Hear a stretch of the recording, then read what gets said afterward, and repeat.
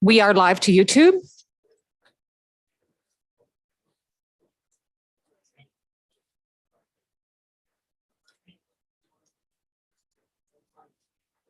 And we are live to Shaw.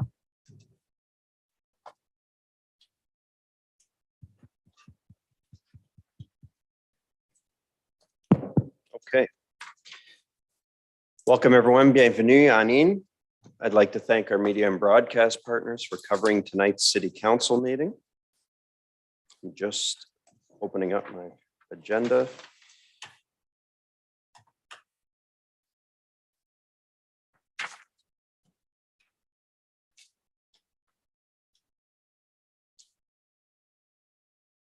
I acknowledge with respect that we are in Robinson Huron Treaty Territory, that the land on which we are gathered is the traditional territory of the Anishinaabe and known as Bawating. It is home of Garden River First Nation, Pachawana First Nation, and the historic Sault Ste. Marie Métis Council.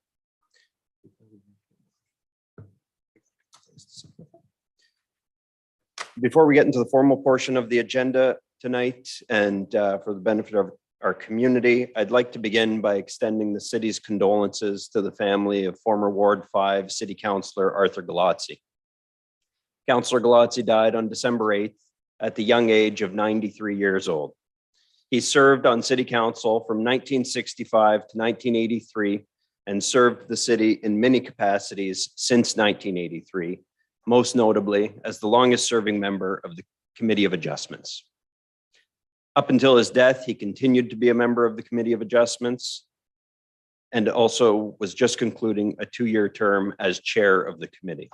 From his age of 91 to 93, he served as chair. His total service to our community was just under 60 years. Arthur was often called Sonny, but to those of us who knew him quite well and had the pleasure of encountering him regularly, he was known as the Pumper. He got that nickname because anytime he saw you, he'd shake your hand until your bicep hurt. He was a true gentleman, a true family man, and a true lover of our community. And we offer Brian and Pamela, his children, and their entire extended family our condolences. Mr. CAO. Mr. Mayor and members of council, I'm pleased to introduce Nicole Adelino to you. Nicole's right over here, sitting next to Tom Bear. Nicole is our new Director of Human Resources. She comes to us from the Sudbury Catholic District School Board, but she's had stops along the way with the City of Elliott Lake and the Niagara Regional Police Services, amongst others. So welcome, Nicole.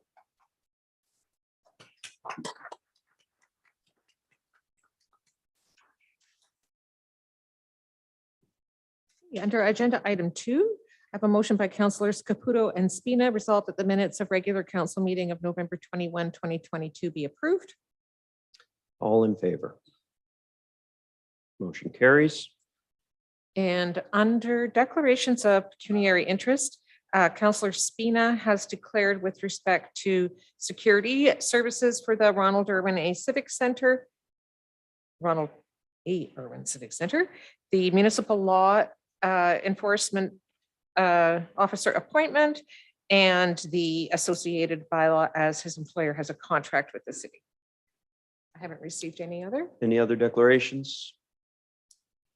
Seeing none. We are into proclamations. I'll just do the approve agenda. Oh. Motion by Councillors Zagordo and Hollingsworth, resolved that the agenda for December 12, 2022 and addendum number 1 as presented be approved. All in favor? Motion carries. And under agenda item 6.1 is the Electra Marconi Society 90th anniversary, and Ida Simon, president, is in attendance. Welcome, Ida. Good afternoon, Mayor and Council. My name is Ida Simon. I am president of the Electra Marconi Society. I am proud and honored to inform you that this year, the Electra Society is celebrating our 90th anniversary at the Marconi Hall. In 1932, a dedicated Italian woman by the name of Anna Bernardi and a group of women dressed up as men sat in on a meeting held by the G. Marconi Society to see what their meetings were all about. That year, the Electra was born. Her mission, her vision, and goals was to carry on the traditions, culture, food, language from the native Italy, which they came from. Well, here we are 90 years later, and we're looking good, stronger and prouder with over 450 members and growing stronger. The society has seen 25 presidents and honorary past presidents and different boards who were the building blocks that this great society was built on.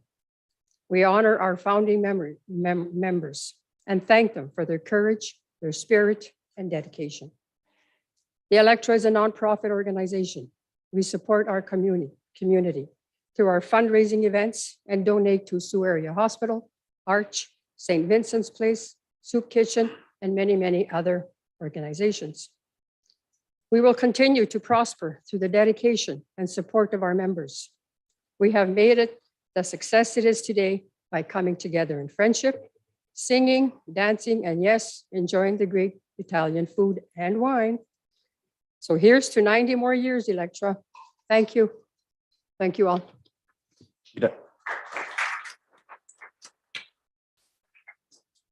Grazie, Ida. I've got a proclamation to read. Whereas the Electra Marconi Society was founded in 1932 after Anna Bernardi led a group of female Italian immigrants dressed up as men to attend an all-male Guglielmo Marconi Society meeting. And whereas the Electra Marconi Society is an all-ladies club that encourages members to preserve and promote the Italian culture and heritage in Sault Ste. Marie. And whereas the society and its members have raised thousands of dollars in support of a number of important organizations and causes, including post-secondary education, youth participation in sport, and recreational activities and healthcare. And whereas 2022 marks the 90th year since the society was founded, now therefore, I, Matthew Shoemaker, as mayor of the city of Sault Ste. Marie, do hereby proclaim the year 2022 as the 90th anniversary of the Electra Marconi Society and recognize all members, past and present, for their important contributions to our community. Thank you. Thank you very much. Agenda item 6.3, or I'm sorry, 6.2 is the Community Christmas for Children proclamation. I've got a proclamation here. Whereas children are very important members of our community and the holiday season is a particularly special time of year for them. And whereas the Community Christmas for Children, consisting of local businesses, agencies, and organizations, plan no-cost activities for children and their families during the month of December and the school winter break.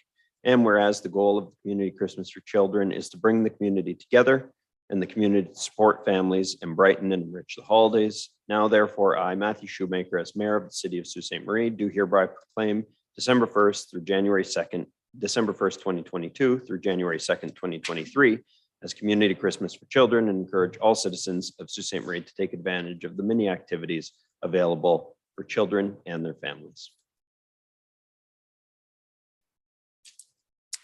And we do have, with respect to 8.8.1, the Community Development Award for the tap room. In attendance, we do have from the tap room, Liza Scally and Mike Fiore, as well as Rebecca Evans, the chair of the Community Development Award Committee.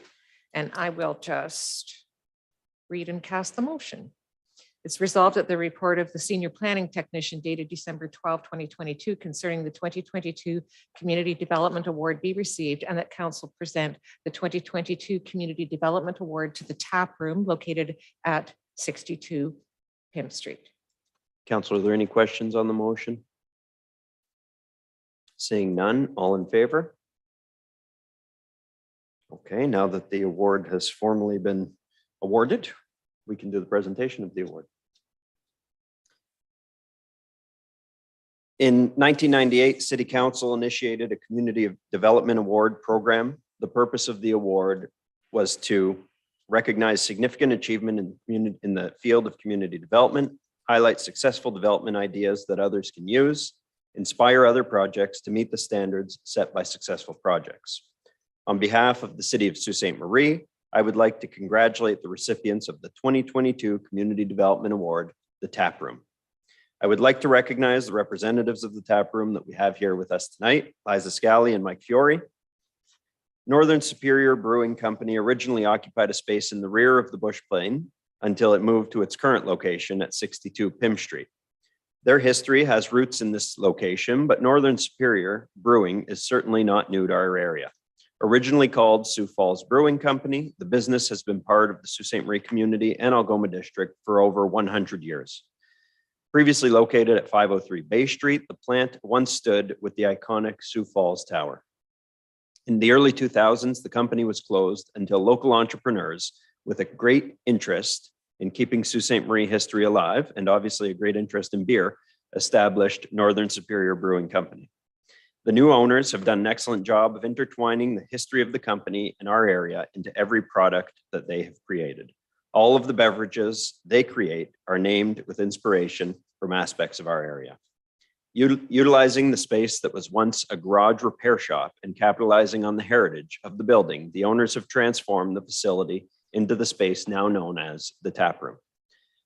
From the repurposing of their space into a vibrant, memorable place that brings people together through the storied history of Northern Superior Brewing, they continue to tell the stories of those that came before them and create new ones for generations to come. I would call upon Liza Scally, Mike Fiore, and the Community Development Awards Committee Chair, Rebecca Evans, to help me present the award.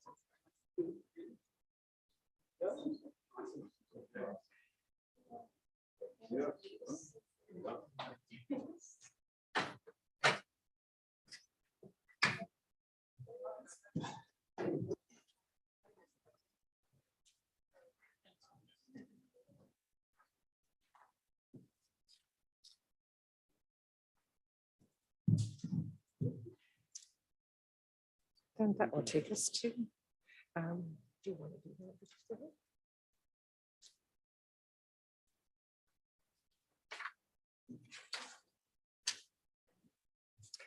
Council, we have representatives with us from on the report concerning 941 and 995 Queen Street, which is the former hospital property. So it probably makes the most sense for the use of their time to go to that report at this time. So we will go there at this time.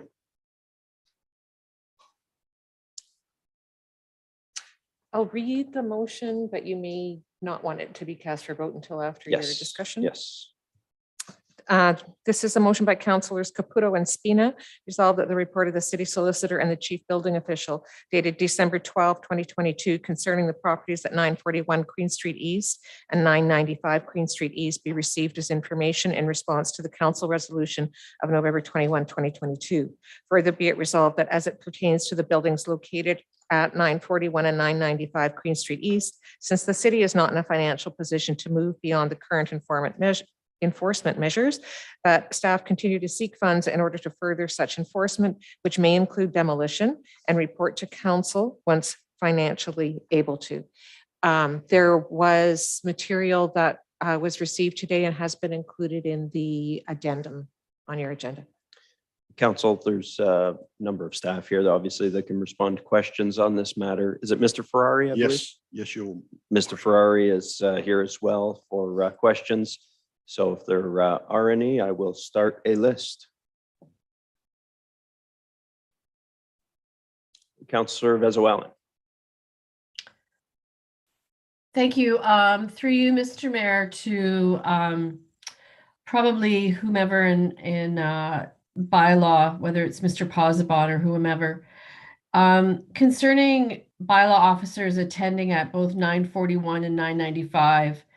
At 941, the old General Hospital site, since April, there was 72 visits by bylaw, and at 995, which is the old renal unit at the plumber, 36. Could we have an idea as to the reasons for the bylaw in terms of, is it always, broken window? Is it people on site? Like what are the trends as to why they're having to come to the site that often and make that many visits? Yes, I believe that question will go to, sorry, you're going to have to repeat a portion of that question. Mr. Posbon, just Okay. outside the room for a minute. Okay, Mr. Posabon, my question is regarding the amount of bylaw visits from officers. We had 72 at 941 and 36 at 995 as of I think in the report is as of April 30th. Could you give just a very high level description as to why? Is it mostly because doors are open, or is it because people are on the site, or break-ins, or what is trending as to why there's so many visits to bylaw from bylaw to these properties? Through you, Mr. Mayor, to Councilor Vesno. What we set out to do is do a proactive approach on the property. We've been doing it for a while. We intensified it after April by attending the site at least once a week. And you're correct, most of those inspections were with regard to reboarding the building. There was a few yard cleanups, but mostly boarding the building. And from your knowledge, Mr. Posabon, I know when we board and we clean up, there is charges given to the property owner. Do you know a ballpark approximately what is owing to the city for those services to date? Currently, for 2022, there's approximately $7,000. $7,000. And is there anything outstanding from 2021 that has not been paid? That I'm not aware of. It goes on to taxes, and I don't know whether or not they paid those costs. Okay, but right now we're in at $7,000. Correct. Okay, thank you. I just have one other question, Mr. Mayor, and that would be to Mr. Ferrari. Mr. Ferrari, regarding your plans for the property, I know the billboards have been up for quite some time. And I'm just wondering as to what is the intent of the developer in terms of timelines and making come to fruition what you have planned and have posted outside these two properties. Thank you, Honorable Council, and thank you, Your Worship.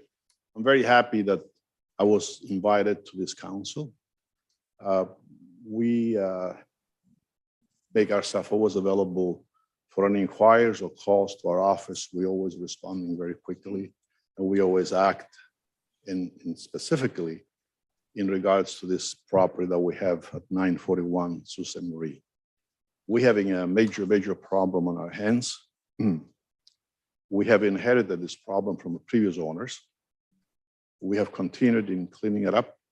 We have, and I've been very close to Mr. Posselbaum. He's always calling me and always answering, and it's always respectfully and quickly answer my calls even during after business hours.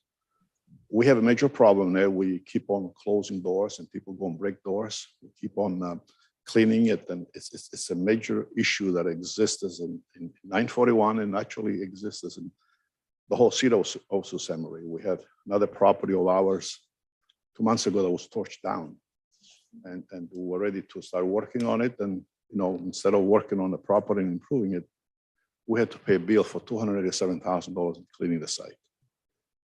It's a major problem that I'm sure you acknowledge you have in your city, and we as investors and coming from out of town and investing in your great city, I'm personally making that problem mine as well. I'm concerned about the well-being of the community.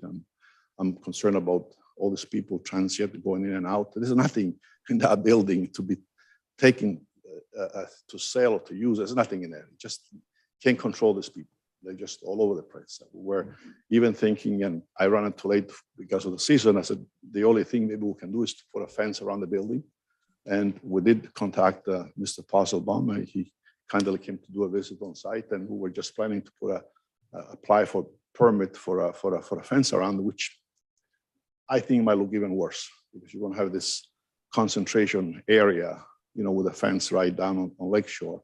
So we're doing everything possible. We have security. We have security on that property 7 days a week, 24 hours a day. I got calls on my phone at night, 2:00 in the morning. They call me the security with Mr. Ferrari. There's 3 guys here with a girl and they have baseball bat behind. What should I do? Well, I said, Sir, not to interrupt you, but my question was, there has been, in terms of your purpose for the property, I mean, you bought the property knowing the shape that it was in. My question is, what is the timeline to actually develop the property as per what you have posted signage wise in front of both of the properties? We're fully aware of the issues of the vacant properties. My question is when does your firm intend to develop them within the intent that you have posted in front of them with the signage as far as the townhouses and the retirement living? That's my question. I appreciate your question, but I don't think it's fair to me to answer you. We're not going to develop the property without knowing the background and what we're going through in managing that property. If you don't mind, it's an honor of me to be in front of your committee. I need 10 minutes for me to explain how I'm running the facility. Well, and then I will give you the answers. We'll keep, how about this? Keep the responses to the answers. You did provide us with a lengthy package this afternoon, I should say, of what your application currently is on the property. We probably have skimmed it because it was about 200 pages, and we got it around 3:30, 4 o'clock. But if you can, the council will review that. We know, what you proclaim your intentions to be on this property. But if you could answer the questions that are posed, that'll help us move this matter along. Yeah, your worship, this is not a 5,000 square feet property. It's 300,000 square feet property on 16 acres. So you cannot just come in and start building or applying. I'm reading the press and the press said, well, how come they don't apply for building permit? Well, what am I going to apply for building permit for what? So we have an application, and I have submitted that submission to you. We have an application from the Ontario government for 195 long-term facility beds in there. That's our second year that we have the application in there. You can listen to the media that they need beds, and we have the application in. We've filed financial statements to the government. We filed the resources for money. We filed everything basically. We did some drawings already. We haven't received the blessing from the government, and until we get this nothing I'm going to come and apply for. We have as close as 2 days ago, we had to renew the license. The government of Ontario works that every December 31st, all the applications that have not been considered, they are wasted unless you go and apply again. So 2 days ago, we applied again for that property. I was told by speaking to people downtown that there is another location sometimes early next year. Apparently what they say that all the buildings, the units they approved over the years and they have been built, now they go back into the system again and they will be reassigned again. So we're hoping that we'll get an allocation for it. And then immediately we'll come to the city with an application for building permit. For now, the only thing we can do is that just manage the property and do the best we can. So my follow-up question, Mr. Ferrari, would be at the 941 Queen, you do have a posting, a billboard out front that states, Leisure Meadows Retirement Living with contact information and that sort of thing. So that was done without having authorization from the Ministry of Long-Term Care that you are able to operate a long-term care facility. Would that be correct? We're not saying that we're operating long-term care. We have an application in front of the long-term care government for the approval. We don't say we're operating it. The board, that they don't say that. We have applied, we have the we did market study for the area and we established that the area needs more beds, and we established 192 beds will be okay to be, the facility to accommodate 192 beds, but we don't have the license for it. So I don't see what wrong is there on the board that will put the elevations and the of the building. It says retirement living on the billboard in front of the building. Yes, that's what it is. That's what we applied for. Okay, but you don't have authorization or approval for that yet. No, we don't have the permit, the authorization. We have the application for them for the second year in a row. We're renewing the application. Okay, okay, no further questions. Thank you. Thank you, you. Councillor Vezoyan. Councillor Bruni. Thank you, Mr. Mayor. Through you to Mr. Pozzebon. Mr. Pozzebon, the condition of the building presently, how much longer in your estimate that this building can still be standing, basically? Through you, Mr. Mayor, to Councillor Brunig. That's a difficult question to ask. Answer. Sorry. Easy to ask. I would think we would have to do another review on the building. We do have another order that was issued. So the intention is to access the building once again on December 16th when there's compliance. And we'll look at the condition of the outside and inside at that time. Can I answer your question? Sure. We have 3 structure building permit reports. And those reports are saying the building extremely sound and will be there for many years. It's all steel construction and concrete construction. There's no clapboard or anything. It's not going to go anywhere. But obviously our intention is to buy this property. We didn't buy this property to have it. No, we understand. We're in that. business of making money, and that's what we do basically. So we are pushing that. We're more concerned in the city to get this done, but there is structural reports available for that. I just want to go back to what you said earlier, Mr. Ferrari, regarding you want to manage the property to the best you can. In your opinion, have you managed this property to the best you can? If you drive by and look at the property, are you satisfied with the way it looks, with Well, everything? This is an unfair question you're asking me. Obviously, the building doesn't look appealing because it's got broken windows and boards and back and forth, but you cannot manage more than what we're doing for it, because as I have mentioned to you, there's people in there that you have to be careful. It's dangerous to approach those people when they go in at night and do what they have to do there. So I don't know what else we can do. But in the meantime, you can improve the outside of the building, even if it's plywood plastered around the building to make sure nobody can get in. Yes, they might get in again. They will but- get in. No, but that's fine. But you board it up properly. It's secure. If they do get in there, you go back in there, you do it again. Eventually, they're not going to go back there. They will go back again. Well, my experience, no, they won't. They're going to move. Well- They're going to move elsewhere They because it'll will- be easier. listen, But we're not here to argue. This is my opinion. Sir, they pry open it with crowbars, Mhm. doors that we have soldered, they pry open. They break down the bricks with sledgehammers. I don't know what they see on it. It's far beyond. So we have security 24 hours a day. What else do we have to do there? We cut the grass, so we clean it. We closed off the whole parking lot before. They used to be car raising up and down into the facility. Now put cement blocks all over the place. You can only walk by foot. We do the possible best we can. Yeah, well, that's your opinion and fine, but when we drive by there, we look at this eyesore. I understand you're a business owner. You want to develop this property. I understand that. You want to make money. We all understand that. But for the citizens of Sault Ste. Marie, when they drive by and they look at this 2 buildings that are an eyesore, and if you lived across the street and you had to see that every day, you might have comments too, like, hey, what's going on here? Why don't they not beautify it, but make it that it's a little more pleasing to the public? And we'll leave it at that. I'm not here to argue. Thank I'm you. not here, but that's just my opinion. And if you're the owner of the property, I hope you can manage it better.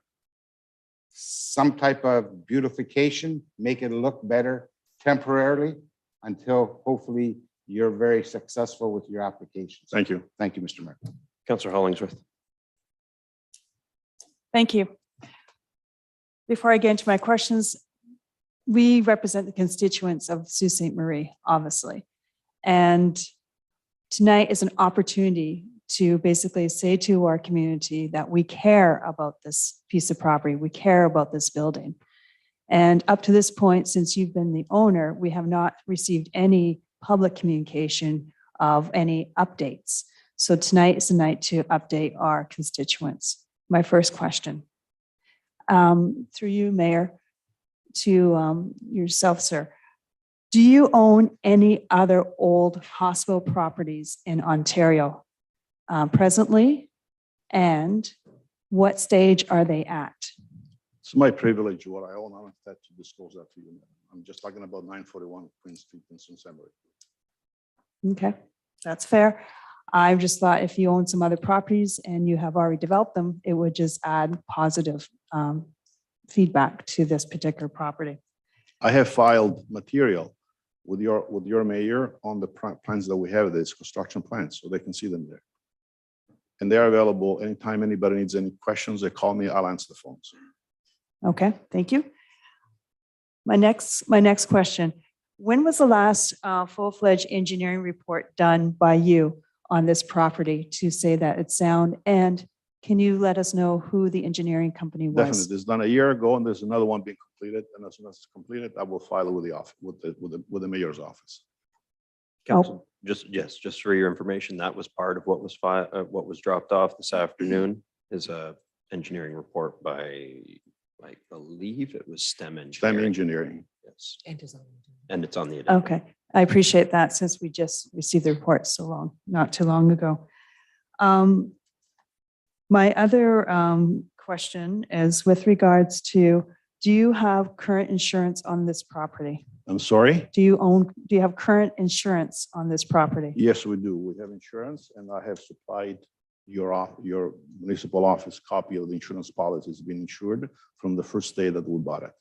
Okay. And you also made comment that you have security at this property. Is the security firm local or is it someone that works directly for you? No, it's a facility, and I have supplied your office the hourly basis, the hourly inspection they do, and their schedule, and they're full-time.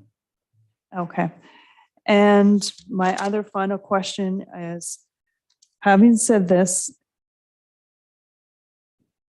you are hoping, as you said earlier, that you will continue on looking at turning this into a retirement facility. Is that you're correct? Like, A combination of retirement and we're going to be doing also some rental units in there, okay. residential rentals. And you own both buildings right to the water, or I should say to the hub trail? You own the entire piece of property, the entire parking lot, or just the footprints of the building? We own 995 Queen Street. We own 950, the medical center next door, and we own 941 Queen Street. We own all the whole package. We own everything there. Okay. Sorry, did you say medical center you Yes, own? there's a medical center in between, and we own that as well. Is that considered the doctor's building? The doctor's building, correct. Okay. And last question, you own it right to the hub trail, right to the waterfront? Correct. Okay. Thank you. That's all. Thank you, Councillor Hollingsworth. Councillor Spina. Thank you, Mr. Mayor. Mr. Ferrari, thank you for being here today. Appreciate you making the trip to come here.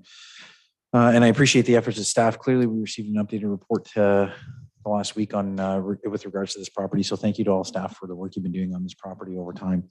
Mr. Ferrari, I do have a couple of questions directly for you, through you, Mr. Mayor, and Mr. Ferrari. So I understand, as we all do, we received a very large package from you today, 1 hour before this meeting. It's not 1 hour. I delivered at the 1:30. I just flew in from Toronto. That's Okay. when I got here. So 2 hours And- before. this And meeting. that package, by the way, Councilor Spina, has always been available. My office always open, so I never get any questions on anything what's happened. That's the first time, and I took the opportunity of being here present. So we're trying to enlighten a little bit this, the present story and conclusions and that they've done on this property. So Okay. I had it and I brought it here. That package contains everything that we have done on the property. So we're not sitting doing nothing on it. Okay, so in that package, and I only had a brief moment to skim it, one of the letters in there indicates you are the general manager of Leisure Meadows Community Living Properties, and you have full authority to speak and make decisions regarding the property, Correct. correct? Okay, so the buck stops with you. I'm sorry? So the buck stops with you. You are the person responsible. Yes. You are the person responsible for decisions regarding this property. I'm part of the decision maker. No, that's what this letter says, correct? Okay, I'm making the decision. Yes, I don't Okay. understand what's so So, particular okay. about the organization of the company. I don't understand that. Go ahead. I just want to make sure we know Just go who ahead. the person Council. responsible. No is. problem.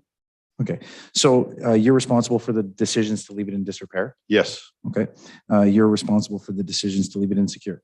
yes. Okay, you're responsible for the decisions not to remediate the property, I'm sorry? not to clean up the property. I You're didn't say that. responsible for those I've been cleaning decisions. up the property for 3 years. Who says that I don't clean up? Thank you. So that was my next question: is how long have you owned it? I'm sorry? How long have you owned the property? How long I own the property? For the last 3 years. 3 years. Okay. Now, during that time, do you know how many calls for service have been to that property from city services?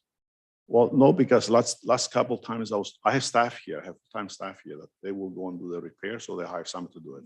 I was told the last time that people were working on the building without us knowing about it. I'm not making an issue, it's fine. If there's money owed to the city for the calls that were made on our absence, no problem. Okay. We'll take. What I'm saying is that, yeah, we're taking care of our own building. We've got people here.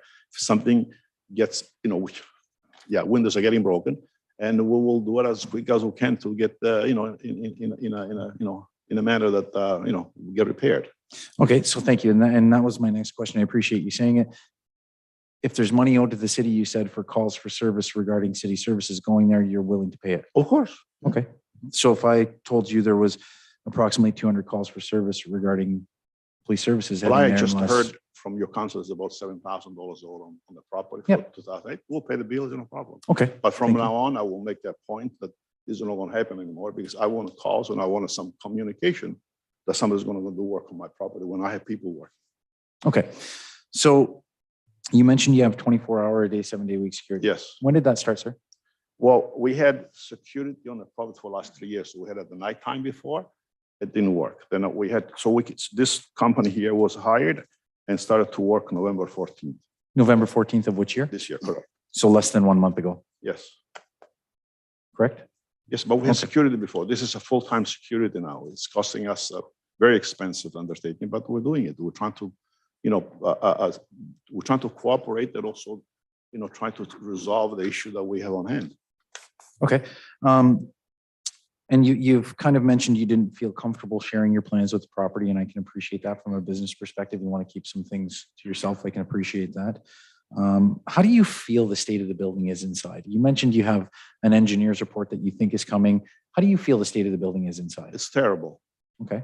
You feel it's safe? But who's going to go inside? Nobody should go inside. The building, the structural building, you're using a terminology, Councilor Spina, that doesn't clear the issue there. The inside of the building, first of all, the inside of the building was done by my previous owners, but that's beside the point. I have to go over the property and the problems. The inside of the building is fine. Doesn't go anywhere. The structure doesn't go anywhere. People should not go inside. That's what the problem is. And there's no purpose of us starting to do anything because we have planned the developments until that approval is done. We will take on the building and the building will be brought back to the original splendor that was before. Okay. So, and I can appreciate your comments about no one should go inside, and I'm going to agree with you that you're correct. No one should go inside the building. No one has a right to go inside that building. But unfortunately, it's become inviting for people to go inside because of the state of the building. And we know that people are going to be going inside It's of it. not the state of the building, it's them making the point of getting inside. They took the sledgehammer to the building to break the bricks to go inside. It's beyond me. What makes them do things like such as that. Mhm. Okay. And I heard you today, and I tried to keep note. I've counted about, I think it was 6 or maybe 7 times you've stated, we have a major problem here. I'm sorry? You used the words, we have a major problem here 6 or 7 times tonight. Yes, on the people that they around the area. Of course, that is a major problem for the city. Mhm. So the thing that concerns me most is liability with this property. And one of the things we know is that everyone is negligent who in doing anything or admitting to do anything that is their duty or showing a wanton disregard for the safety of the public is guilty of negligence.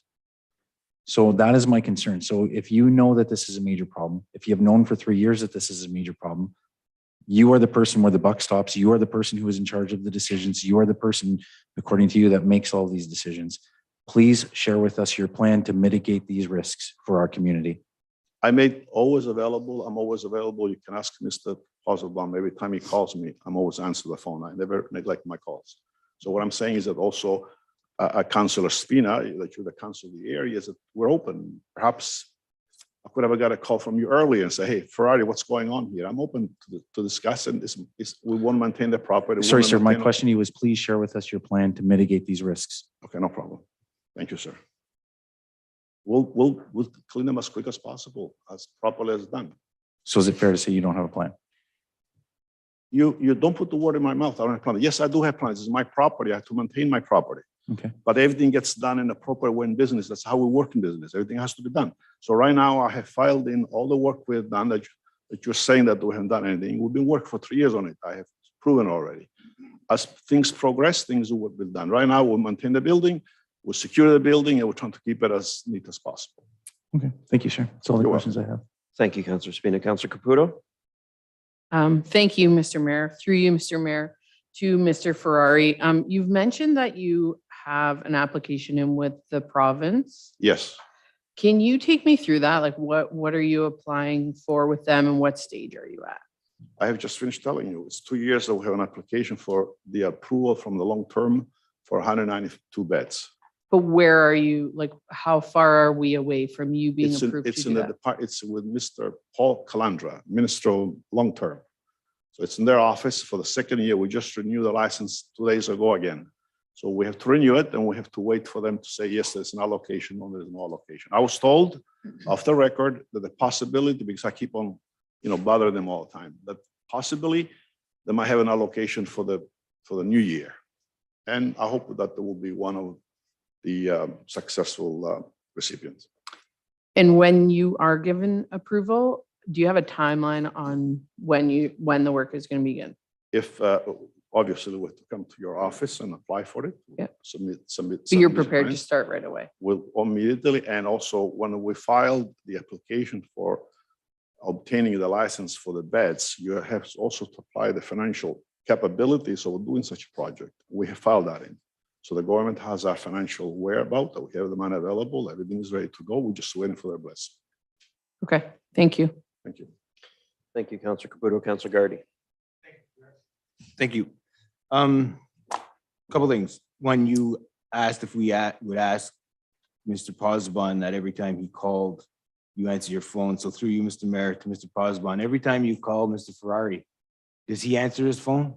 Mr. Mayor, to Councillor Gardy, yes, he does. The situation we have now with those two buildings is the bylaw enforcement officer, when he's surprised that there's an entry, it's not secure, he makes a call, and if it's not resecured by Mr. Ferrari within 24 hours, then we step in and we do it. Okay, through you, Mr. Mayor, just as a follow-up to what Mr. Posbon mentioned, when you call Mr. Ferrari or a colleague of his to get that remedied, you said if they don't get it done, you guys get it done. What kind of ratio are we talking that we have to send our people or someone else to secure it as opposed to them taking care of it on their own? Have a sense of that? You mean the number of times? No, I mean, like, if it was 40 times, is it like 20 times we have to do it and 20 times he does it, or are they pretty good about it, or is the They're- preponderance of times the remedy coming from us? They're good about it. It's 50-50. Okay. Mr. Ferrari, through Mr. Mayor to Mr. Ferrari, you mentioned to my colleague, Councillor Hollingsworth, that you didn't want to speak about anything else anywhere in the province, which fair enough. But I'm wondering if you're willing to speak about another property that you've owned here for the better part of a few years, I think. And that's the property on the former St. Veronica School. Do you currently own that property? Correct. Through you, Mr. Mayor, to Mr. Ferrari, up and until it burnt and had to be demolished because the integrity of the building no longer could sustain itself. would you be of the same opinion that that property was maintained as well as the one that we're discussing this evening? We have put on that property several times fencing around after the order of Mr. Hasselbaum. You've And put I up, attended the site many times with him, and we always made repairs. They always broken, they went in, and that's what happened. okay, yeah. That's, so just for the record, like, that's not my experience with that piece of property and the people who live around it. That property, it's my opinion, obviously I don't speak for council, but my opinion was that it was in disrepair for years. That the property wasn't, like, the grass wasn't even cut. And you know, so there's a bit of a history here with your company and these two properties. Have you, through you, Mr. Mayor, to Mr. Ferrari, should you not be successful yet again in your application, will you just continue to hold on to the property and attempt it? Which property are you referring to? The property, sorry, good question. So the property, the old hospital site, Yes, should you not be successful this year, even though off the record you say that you got a good chance, through you, Mr. Mayor, to Mr. Ferrari, if you aren't successful, will you just reapply again the next year? no, we will change the plans, and we have other things on the burner, and we're gonna change the development of the property into different developments. Okay, through you, Mr. Mayor, to Mr. Ferrari, I know it's with Mr. Calandra's office. Mr. Romano is our local MPP. Have you had any discussions with him about your application and or your plans for the property? It's not in Mr. Romano's hands, that's Mr. Calendra's hands, nothing to do about it. Pardon me? No, I haven't had Okay, a discussion. thanks. That's what I was asking. I think I heard you reference, through you, Mr. Mayor, that this is a community problem. It's not a problem with the building. Was that something you had mentioned earlier? Yes, you have a major problem in the city of people, you know, vagans and people breaking and I people feel what, bad sorry? about it. People violence and what? I didn't catch that, to be honest. Okay. Yeah, so the problem we're discussing here is a piece of property that has been an eyesore, that in my opinion has been neglected. I'm not, forgive me, Mr. Mayor, but I'm not gonna let this guy walk in here and tell us that our community is the problem. The problem is the state of disrepair of this facility. The problem is you've ignored it, just like the one in the West End. So if you're gonna walk in here and tell us, or at least tell me, that you're taking care of all of your properties like you're taking care of this one, like, I don't know personally how interested I am in I don't you want coming into the community investing. I don't in it. want to argue, Well, Councillor, with your. no, you don't opinion wanna of business, argue. Which doesn't, Yeah, doesn't make any that's sense. fine. I I got don't, nothing well, I else don't to want to argue say. either. I don't want to end up with that, Yeah. with that statement that you made. What You, statement was well, that? first of all, understand how you run properties. Not because you see that something's broken, that the owner's neglecting the property. I have millions of dollars invested in that property. So please get yourself updated on that. Thank you. Thank you, Councillor Garrity. Councillor Dufour? Thanks, Mr. Mayor. Thank you for being here, Mr. Ferrari. I see you've submitted a number of different reports to us. Is it okay if I ask you a few questions about those reports? Are you familiar with them? I filed them. I think you can take a look at it. No problem. If you have the answer, I'll give them to you kindly. Sure. So one of my first questions is about the structural stability report, the engineer's report done by STEM Engineering. Yes, Do you remember what date that was done? it was done 2019, no, 2020, I think, 2019. Well, I have it right here. Hold on a second. Around the same time that you brought the property, I'll right? give you the actual date. It was done on February 27, 2020. Okay. So just nearly 3 years ago? Yes, Yeah. So in that report, obviously you're familiar with the conclusions. Do you have the report there? yes. Yeah, do you mind reading point number 5.6 on the conclusions and recommendations? I know the conclusion that there has to be taken care of the roof drainage. We went on top of the roof with Mr. Puzzlebaum a couple times, Yeah, and we're trying to make rectification on it. We've done as much as possible. okay. So the line I'm referring to here says, should redevelopment of the building not be scheduled for the upcoming year, annual inspections by a structural engineer should be completed to monitor the performance of the building structure and exterior envelope on an ongoing basis. And we did that. So I will, Ha- I will, I Have you will had file. annual with you- inspections file done it every with your year by a office. structural engineer? I will file it with your office. As soon as it comes up the next couple of weeks, structural engineer report, you'll have it here. No problem. Okay, so even though this report, this recommendation is about 3 years old. We did don't it one, have we did, any we did, annual we did one inspections already. yet? We did one already. There's one already done and we'll do another one now. So every year or year and a half, we'll do a report on there. Okay, where's the last? I will annual send it to you, no inspection problem. report? I will send it to you, no problem. I Okay, will send to, I will file with the mayor's office. You do have it. I don't have it here, no. Okay. The other question I had had to do with conclusion 5.5, where it talks about how the engineer was recommending that the basement be allowed to flood to protect. We're pumping it once a year. Okay, We're pumping it, the well once a year, it's cleaned up and then the water goes back in again, so. yeah, so I want to move from that report to, you also submitted an environmental site assessment. Yes. Can you tell me a little bit about why you guys got that report done? What's part of the due diligence work that we have to do for developments? Okay. And you're familiar with this report as well? Of course. Okay. So one of my questions I had, how extensive of a report did you feel this was? Well, have you read the report, sir?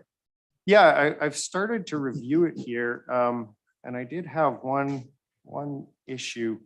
Now, so the conclusion of the report, it says that, my line here, basically that there is, as far as they can tell, no evidence of any environmental contamination on the site. Is that your Correct. assessment too? Now, that's interesting because in it, they list one of their limitations to the report and it says, due to travel restrictions associated with COVID-19, a site inspection was not possible. So we have an The- the fa- environmental report here written by an engineer that has literally never even seen the No, property. no, well, you're misunderstanding how the process Please is. correct me. They done an inspection. They went back to records of the property, what was Uh-huh. used for many, many years. That's how the phase one report are done. Yeah. And that's how they concluded, that there is no environmental. So when it lists a section on something like, say, under section 5 here about odors from the property, maybe odors from a basement that might be flooded and festering, they were able to determine that without attending. Well, this is The the report. area? You have a report in front of you with a licensed engineer signing it, so you can go from there. Okay, well, I'm not the engineer. I'm not the an owner. engineer either, but when I read a Well, if- report that yep. says there's no odors at a building that's consistently flooded, and they learned that by not going to the building. But the, I don't put a the lot of flood, stock the in that flooding of, report. the flooding of a concrete and steel structure building is not a smell of anything. There's no stuff in there. There's nothing there. There's bricks, blocks, and that's all, isn't it? There's no peeling paint or Well, that's on the upper floor. degrading drywall or. No. any Have other you been inside, substances have you been leaching inside the down? building? Have you been inside the building yourself? No, I haven't, but Okay, I've so- I've viewed the YouTube videos that have been pretty extensive in showing what's inside the building. And I've also talked to all of the residents who live on Lucy Drive and are constantly complaining about the odor. Well, I don't coming know how from the the business can smell the property from a building 2,000 feet away. I don't know how they do that. So, but that's Probably okay. because That's the most of the that's the windows are privilege, no smashed out problem. on the upper floors. That's a privilege, no problem. So. Okay. So my last question for you, Mr. Ferrari, in answer to one of Councillor Caputo's questions, you said that your company has filed financial statements with the Ontario government proving that you have the financial capability to fund a fully functional long-term care home. Is that correct? Correct. So then, if your company has that financial means, why have you not funded any work on the market rent portion of the redevelopment of these properties yet? I don't understand the question. Why haven't you filed what? The question is if you have the financial capability to undertake the long-term care portion of your redevelopment. Yes, Why would you not have deployed that financial capability to undertake the market rent portion of the proposed development while you wait? so for the market approvals? rent portion, I don't understand that terminal. What do you mean by the market rent portion? I So don't why understand. are you just sitting and waiting for only the long-term care portion to be approved if you have the financial capability to redevelop for the Okay, so townhouses? let me clear the you up. market You rent you rooms? misunderstood the statement. Okay, You, to build a long-term facility, that facility would be in the neighborhood of, $60 million. mhm. The government says, I'll give you the 200 beds. How you going to build it? Show me the money. So we show the financial capabilities of us raising, whether through our own money or through funds, that the money to investment to build a structure. That does not mean that I'm going to go in tomorrow and start building beds. First of all, I cannot do beds because I don't have a license for it. So as you know, we cannot do it. So I think you might have placed the financial obligations into the wrong parcel here. Well, what I'm doing is I'm looking at the David Ellis Architects rendering that you submitted to us that says it's your plan for the building. And in there, it has several like 3-bedroom penthouse Yeah. units. So I'm under the assumption that a 3-bedroom penthouse probably isn't a long-term care bed. And so I'm wondering, No. why no. don't you start doing any of your No. market rent If you look portions? at of the the filing development. that we did with the mayor's office, there's 3 different projects. There is the Mhm. project, so the 193 beds for the 941. Yep, There's a developments for the 998, 95, 98 Queen Street, 941 rental apartments for Yeah. 82 units, and there is a townhouse on the land in between. Yeah. So I don't understand what. so if you have the money, why would you not start the townhouses and the other Well- building to show that you're serious about redeveloping this property? Because in the construction world, sir, you don't want to go and throw money in when you have a big project and you have to make sure you have all the money to finish it and then run with it. So you don't operate like this. I don't know how. We have 3 projects, So what?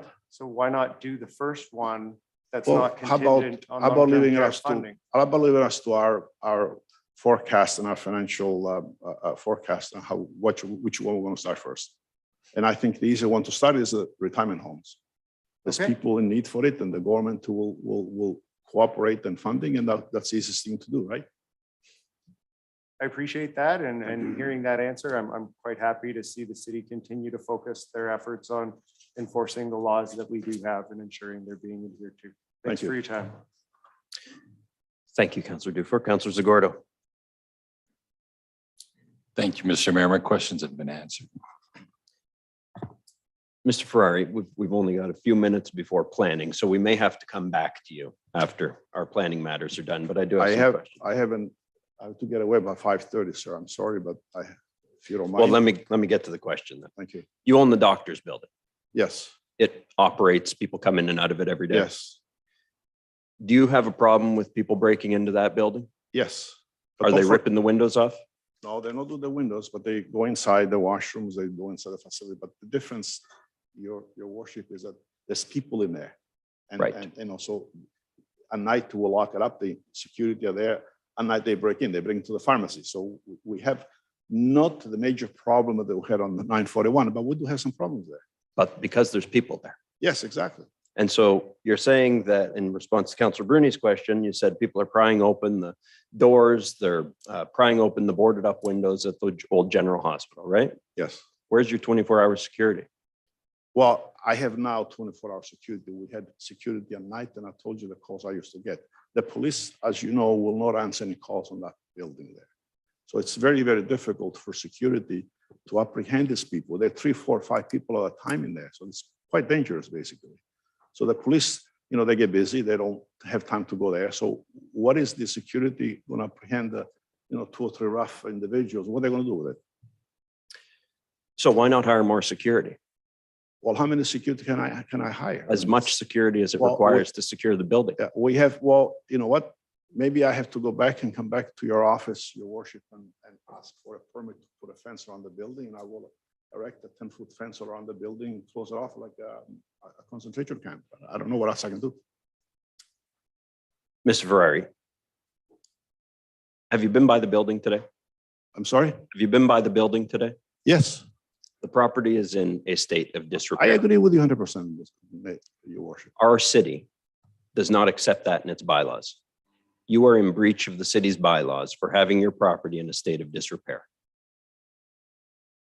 Well, I will work to have this repaired as they break. We'll go and fix them. But if you had more people on site, whether that was by developing the townhouses or having more security on site, you probably wouldn't have the problem. Well, let me give you another incident. I didn't want to repeat this incident on camera, but you getting all kinds of questions here. We have another building in the city, professional building with professional people in there. Last week, my superintendent went there at 10:30 in the morning and went through the staircase, opened the door. There's a couple doing certain acts in there. 10:30 in the morning. And the guy said, "What are you guys doing?" He was answered, "Leave me alone. Let me make a decent living and don't bother me." And they continue on. What are you going to do with those people? You call the police. The police don't show up. There's a major problem here. We see on that other building, our guy goes to collect the needles and all kinds of other things that they got overnight. And we do this all the time. So we're doing the possible we can, but we have a problem that, the council somehow is not talking about it. It's a problem throughout Sault Ste. Marie on these break-ins and doing things like that. So. we'll Well, do the Mr. best we Ferrari, can. you admittedly do not have the same level of problem at the building that you've got that's occupied. Exactly. So the solution is to occupy the building. Well, it's the best thing for me to have the building fully occupied. We will get to the point, we're working hard to get it done. So we're going to get it done somehow. But as Councillor Dufour notes, you have the opportunity to develop one of the two projects without having the government approval. So is it that you're just waiting for government money to pay for the development? No, the approval, the long-term facility is a major building, which is 941. And obviously, we need the approval to have that operated. That I'm going to start the building, what am I going to do in the building and finish to what? What am I going to create in there? What about the 82 beds at the renal unit? We will work on that project as well. But you're not, you haven't done that. No, but you're running a business and there's a financial a platform that you're using for your business. And we thought and concluded that 941 building is a better building to develop. Okay. Okay. I think the general conclusion that we've all come to is that there is not a serious intention to redevelop these buildings in any acceptable time period. And so our council will do what it has to do to enforce our bylaws. Well, I hate not agreeing with you, your worship, but I don't agree with your statement, but the council has the power to do whatever you feel is proper to do. And we will. Thank you. Thank you. Council, the vote on receiving this as information is up on your screens. All in favor? Motion carries. We are a couple minutes past the planning agenda. I apologize to any of the folks here on planning matters. We will get to them right now. So agenda item 8.7.1, application A1322 ZOP 400 Second Line West. So the motion by councillors Zagordo and Hollingsworth resolved that the report of the planner dated December 12, 2022 concerning application A1322 ZOP be received and that council approved this application in the following manner. Amend the official plan by redesignating 400 Second Line West from residential to commercial on land use map Schedule C. Amend the special exception bylaw by removing 400 Second Line West from the text and map of S351, rezone 400 Second Line West from medium density residential zone with special exception 351 and subject to a holding provision to general commercial zone with the following new special exceptions to replace 351. 1, increase the maximum gross floor area for office uses outside of the downtown from 300 to 500 square meters. 2, prohibit fuel sales, motor vehicle sales, and parts dealers and motor vehicle repair and maintenance. Further, that council deem 400 Second Line West subject to site plan control. Further, that council deemed the lot known as 400 Second Line West to not be a lot on a draft plan of subdivision. Okay. I would ask Mr. Tenazzo if he could provide us a very brief synopsis of this. Thank you, Mr. Mayor. The subject property is located on the north side of Second Line, just east of its intersection with Prentice Ave. I note, so that this property's been subject to a few rezonings. In 2014, it was zoned from residential to commercial. And then in 2015, from commercial back to residential. Now the applicant, and that was done by a previous applicant. Now the current owner does wish to rezone it back to commercial. And as per the site plan, it's a food service establishment that's being looked at here with a drive-through facility. I do note that this property was, in the previous applications, it was part of a much larger development to the back. And this property really was the access to that development. The owner also owns, the applicant also owns those properties to the rear, however, now wishes to develop this property separately. The properties to the rear would still have access from Cora Road. The recommendation is to approve, and Mr. Lepore is here to take the lead and speak on behalf of the applicant. Thank you. Mr. Lepore, you're here representing the owner? Yes, Mr. Mayor, the owner's Art Developments and counsel to the owner, and Mr. Ficacello is the principal of that company, is also present. We also have our consulting engineer present in the event council has any questions, but ultimately, Mr. Peter Tenazzo did a very good job at explaining what this development is. The proposal is in preliminary stages. We do need to seek the rezoning before those final plans do come to fruition. Obviously, there are third parties involved. And if there are any questions, I'd be happy to address those. Council, any questions of staff or the developers? Council Bruni, Council Dufour. Thank you, Mr. Mayor. Through you to Mr. Tenazzo. Mr. Tenazzo, the applicants had an open house and which Councillor Kennett and myself attended. Was there any concerns from residents in the area? And are those concerns taken care of? Through you, Mr. Mayor, to Councillor Bruni, I think the majority of the folks that attended were really concerned, like there was more questions about what was happening in the rear properties. No concerns raised specifically. We did speak a little bit to the applicant about, the importance of buffering a commercial use beside a residential use, especially where there's a drive-through facility, but generally supportive. And the applicant is in favor of the buffering zone, especially the drive around turn? Yeah, through you, Mr. Mayor, to Councillor Bruni, you'll note that the site plan that's attached to the report is a little different than what was at the neighborhood meeting.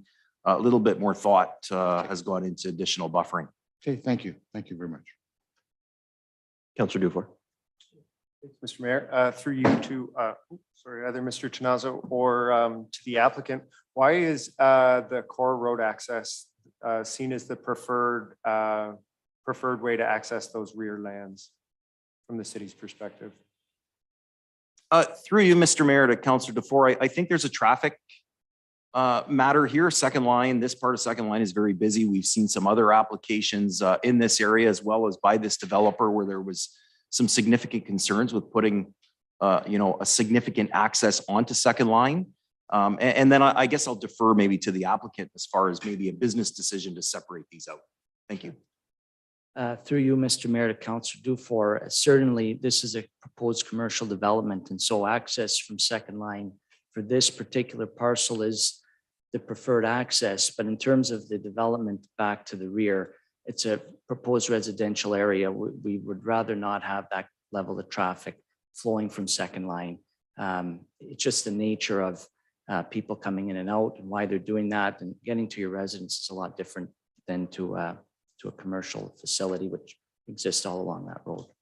Absolutely, I agree. So then would it be the opinion of the city and the developer that in no way is the future residential development of the rear lands negatively impacted by the removal of this holding provision? Through you, Mr. Mayor, to Councillor Dufour, I would agree. Okay, great. Are there any upcoming plans to develop the rear lands for higher density residential uses, or is that something that'll be forthcoming? At this time, if there are any that would require council's approval, those would be forthcoming. Otherwise, those applications would proceed through the city in normal course, through those normal channels, through the building department and planning if necessary. Okay, thank you. Councillor Gardy. Thanks, Mr. Mayor. Through you to Mr. Tenazzo, Peter, you had referenced a few moments ago that this area or this part of Second Line, there have been traffic concerns in the past. My question is, we won't have any concerns about the drive-through and things backing up potentially onto second line itself. I really appreciate that it's kind of set further back from the proper, the back portion of the property, but do we need to anticipate any type of traffic backup at certain times of the day without getting into any specifics of what it potentially might be? You have a sense of that? Through you, Mr. Mayor, to Councillor Gardy. So I think you somewhat answered it in that it's been designed so that there are a lot of stacked spaces here. Our bylaw requires 10. They're going to fit quite a bit more than 10 in here. So we're of the opinion from a land use perspective that there is adequate space to handle any backups that might result from the pickup window. And we're not of the opinion that it will back up onto second line. Okay, thanks. Seeing no other questions, we can call a vote on the matter. All in favor? Motion carries. Thank you, Mr. Lepore, Mr. McDonald, Mr. Ficacello. Thank you, Mr. Mayor and Council.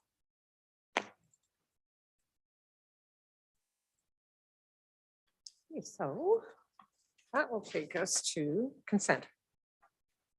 And I have accepted agenda item 7.16, the sale of the recycling carts, because there is an amending motion on that matter. Okay, Councillor Hollingsworth, first matter. Actually, can I ask for one item to be pulled? Sure.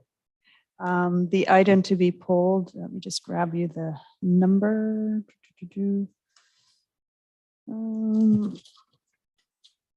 The old Garden River Road. Okay, property tax appeal 147.4. Correct. Thank you. All right, any matters on consent? Yes. Go. Okay. Go Okay. ahead. Let me just grab my list here.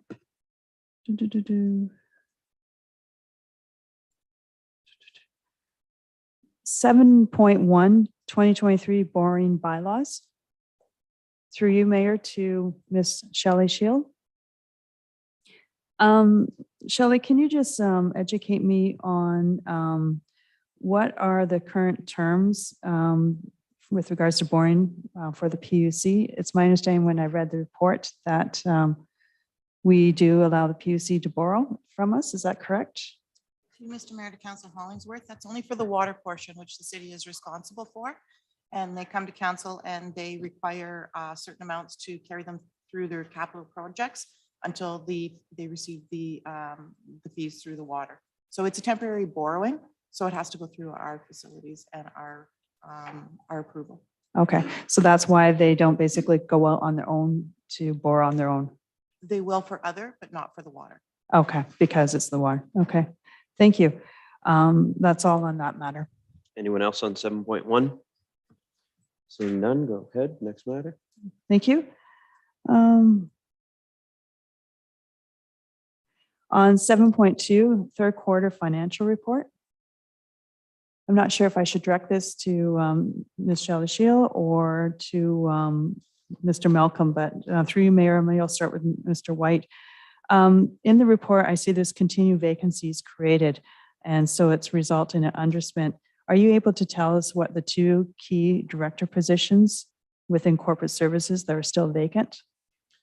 Through you, Mr. Mayor, to Councillor Hollingsworth, they are no longer vacant, but Okay. it took some time to fill them. One is the Director of Human Resources. That's what I thought. Sotalino that we introduced. The other was the Manager of Finance and Budgets, which is Mr. Stephen Facey.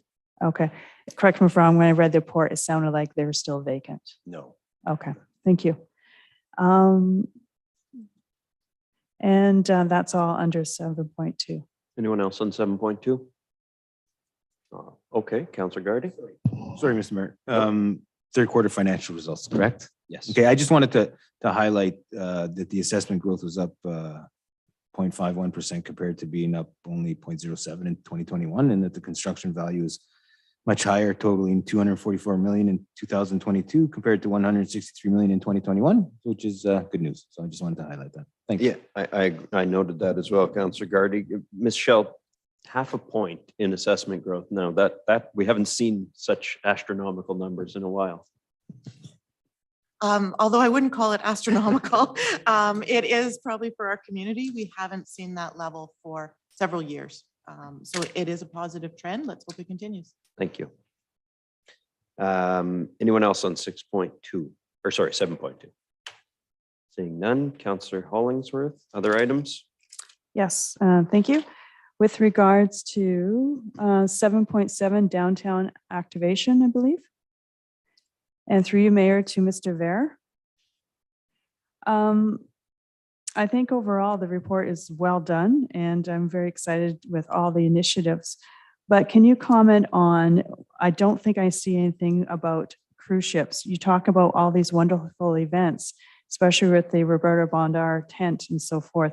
Is there an opportunity to do anything when the cruise ships come in? Is this something you're looking at, such as an opportunity to welcome them, such as an opportunity to have a musical event to welcome them, such as to promote us as our community as they're coming off the ship, and so forth, and potentially vendors, arts and culture, promoting their own creativity? It's through Mr. Mayor to Councillor Hollingsworth. In section 2B, it does mention that Tourism Sault Ste. Marie recently committed $25,000 towards waterfront activation, which includes support for the summer concert series and other initiatives, which may include activation in Roberta Bondar Pavilion. So I know Travis Anderson and his team are working to look at ways to have event programming at the Bondar Pavilion when the cruise ships arrive, which would include all the things you mentioned, music and events and market type of activities for the cruise ship passengers. Excellent. I'm happy to hear that. Well done. That's all for item 7.7. Anyone else on 7.7? Councillor Caputo? Thank you, Mr. Mayor. Through you, Mr. Councillor Mayor, Rizzo, I got you. to Mr. Ver. I've just noticed here that we have wages for a recreational programmer, full-time and part-time. And I see the total here is 42,000. Anyway, when I do the math, it comes out to be kind of a minimum wage job. And I just want to speak on this as I'm new to the council. So we've put millions into this building, the Downtown Plaza. And I would really like to see us now getting to be employing people at a living wage standard. I think we're discussing affordable housing, we're discussing all these things, and then placing someone in a job like this at a minimum wage, especially in the full-time, is sort of adding to our problem rather than adding to the solution. So I guess this is more of a comment than a question, but if we're going to approve this, I would maybe add a little bit more and I would like to see jobs at this, at the plaza, afford people of Sault Ste. Marie a nice living wage. So maybe the discussion of affordable housing and those types of things can come down. So that's all. Thank you, Councillor Caputo. Yes, Councillor Rizzo. Thank you. Through you, Mr. Mayor, similar question as Angela just approached. Now, Tom, those are just both, they're not full-time equivalents, they're part-time equivalents, the rec programmer and the assistant. Is that correct? Through you, Mr. Mayor, to Councillor Vezo-Allen, that is correct. So those roles would be in support of the current staff. So we have our manager of recreation and programming and her team, and these roles would complement the team that's already existing. Okay. Has there been any thoughts in terms of doing a joint internship with the Downtown Association, either through NHFC? Because I know that you can, especially in terms of doing like a promotions person. Has there been any thoughts in sort of doing a job share with an intern for sorry, I'm gonna cough. For the to help with all of the events and that kind of thing. Has there been any thoughts about that? Through you, Mr. Mayor, to Councillor Vezo-Allen, yes, we haven't spoken to the BIA about that, but that's a good suggestion. We have been talking with tourism and exploring the internship programs to see if we can complement the site and the activities along the waterfront with interns. So that's something we are looking into. Okay, great. Thanks very much, Tom. It is a great report, super exciting, and can't wait. Nothing further on 7.7. Thank you, Councillor Venezuela and Councillor Bruni on 7.7. No, I'm not, not for. Not on 7.7. Okay. Councillor, no one else on 7.7? Councillor Hollins. Thank you. Item 7.8, downtown ambassador expansion. Mhm. This is wonderful to see. I really believe in this program, and I have heard a lot of positive results from the downtown businesses. So I'm very happy to see that we're talking about expanding this. So my question through you, Mayor, to Mr. Vare. I believe in your report, if I read this correctly, you are hoping that we would find some more funding in the future to expand on this program. And that potentially, I believe that we're going to be talking about this in our 2023 budget.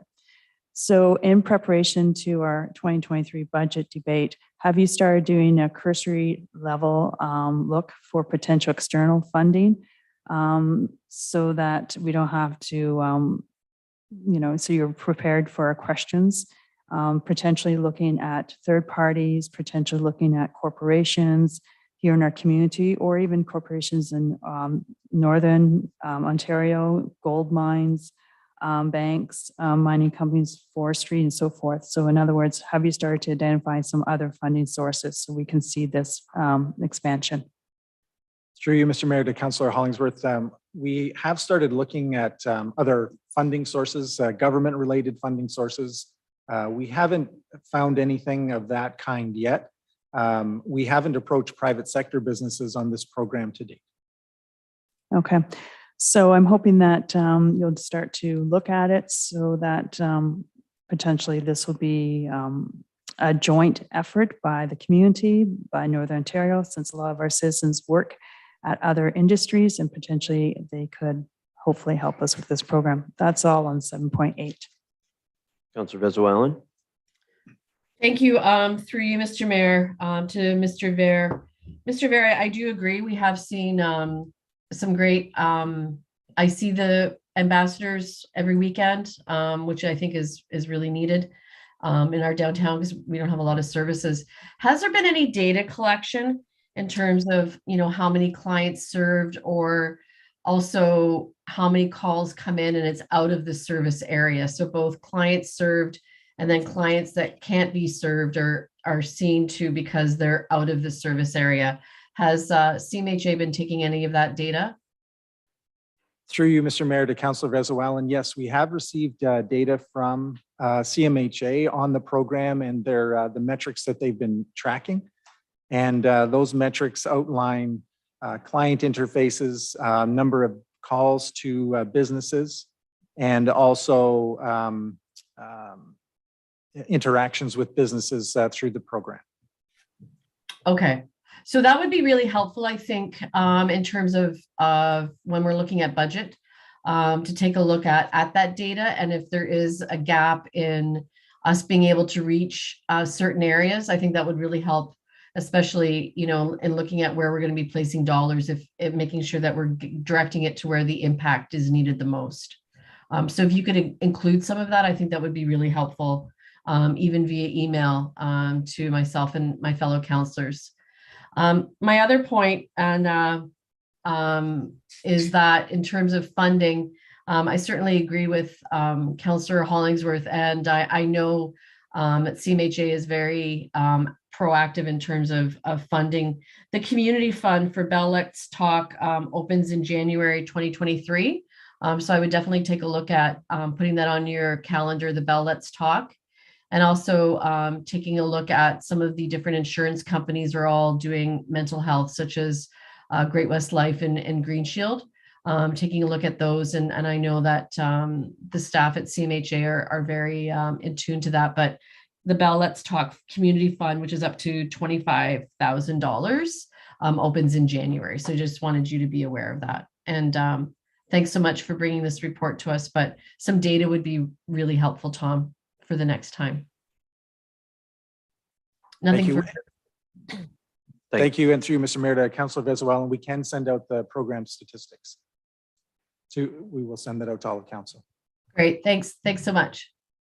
Thank you, Mr. Ver. Thank you, Councillor Vezawalan. Councillor. Okay, thank you. Anyone else on this matter? Okay, Councillor Hollingsworth. Last item for me is 7.11 Public Art Project. Through you, Mayor, to Ms. Virginia McLeod. I just want to give a great, huge shout out, a positive shout out. I think this is absolutely wonderful. And I'm really excited to see it up and it's going to be such a great added value to the downtown plaza. So congratulations. That's all. Anyone else on this matter? Okay, seeing none. Councillor Hollingsworth, that concludes your matters. That's everything. Thank you. Anyone else on matters on consent? Councillor Bruni. Thank you, Mr. Mayor. Agenda 7.12, tourism development, and question to Mr. Anderson that's in the audience.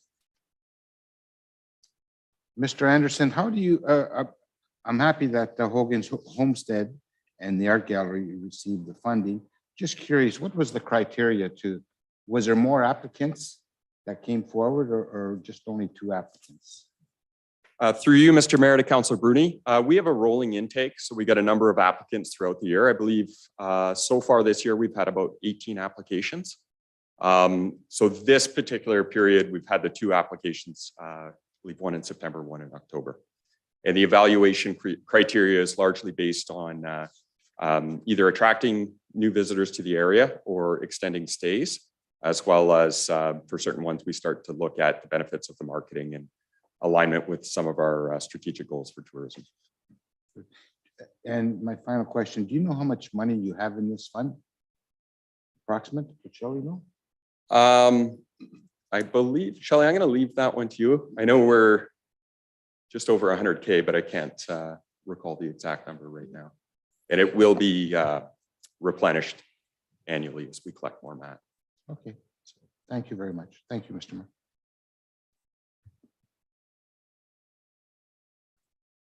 That's all? Yeah, Shelley, I was waiting for an answer. I for- wasn't sure because Oh, I'm sorry. where we were at. So actually, it's in the report and it's under the financial implications section. So as of this report, let me just scroll down here and get the answer for everyone. It was a fairly lengthy report. They currently had 158,610 in it. Okay. Any other matters on consent, Councillor Bruni? I just have one on 7.16, but that's been pulled, I think. 7.16 has been pulled, yes. Anyone else with matters on consent? Councillor Gardy. Thanks, Mr. Mayor. The 7.9 designated heritage property tax rebates 2022. So the property tax rebate program right now is 14 properties enrolled in the program. Through you, Mr. Mayor, to Virginia. Is that correct, Virginia? Yes, that's correct. Okay, and there's 38 heritage sites in the city of Sault Ste. Marie designated under Part 4 of the Ontario Heritage Act and 6 registered sites of cultural value under Section 27(1.2) of the Act. Through you, Mr. Mayor, to Councillor Gardy. Yes, that's correct. Thanks. So just for the public's sake, the property tax rebate, that's initiated by the owners of the property, yes? Through you, Mr. Mayor, to Councillor Gardy. First, the property has to be designated. Right. And then from there, the property owners can make an application to the committee. The committee reviews the application and brings it forth to City Council for their approval. Once council has approved the application, we do enter into an agreement with the property owners for maintenance and preservation of the building. So that provides the Municipal Heritage Committee with a higher level of review of the property. So each year they go and they review the property, inspect the exterior only, and provide suggestions on the maintenance that we would like the homeowner to do to ensure that the property is preserved. And then from there, they make a recommendation to council to approve the rebates. Thank you. One more question through you, Mr. Mayor, to, excuse me, Virginia. Virginia, could you briefly explain how a property gets to be included or becomes part of our heritage sites as designated under Part 4 of the Ontario Heritage Act? Yeah, through you, Counselor, or sorry, Mayor, to Counselor Gardy. There's two different ways.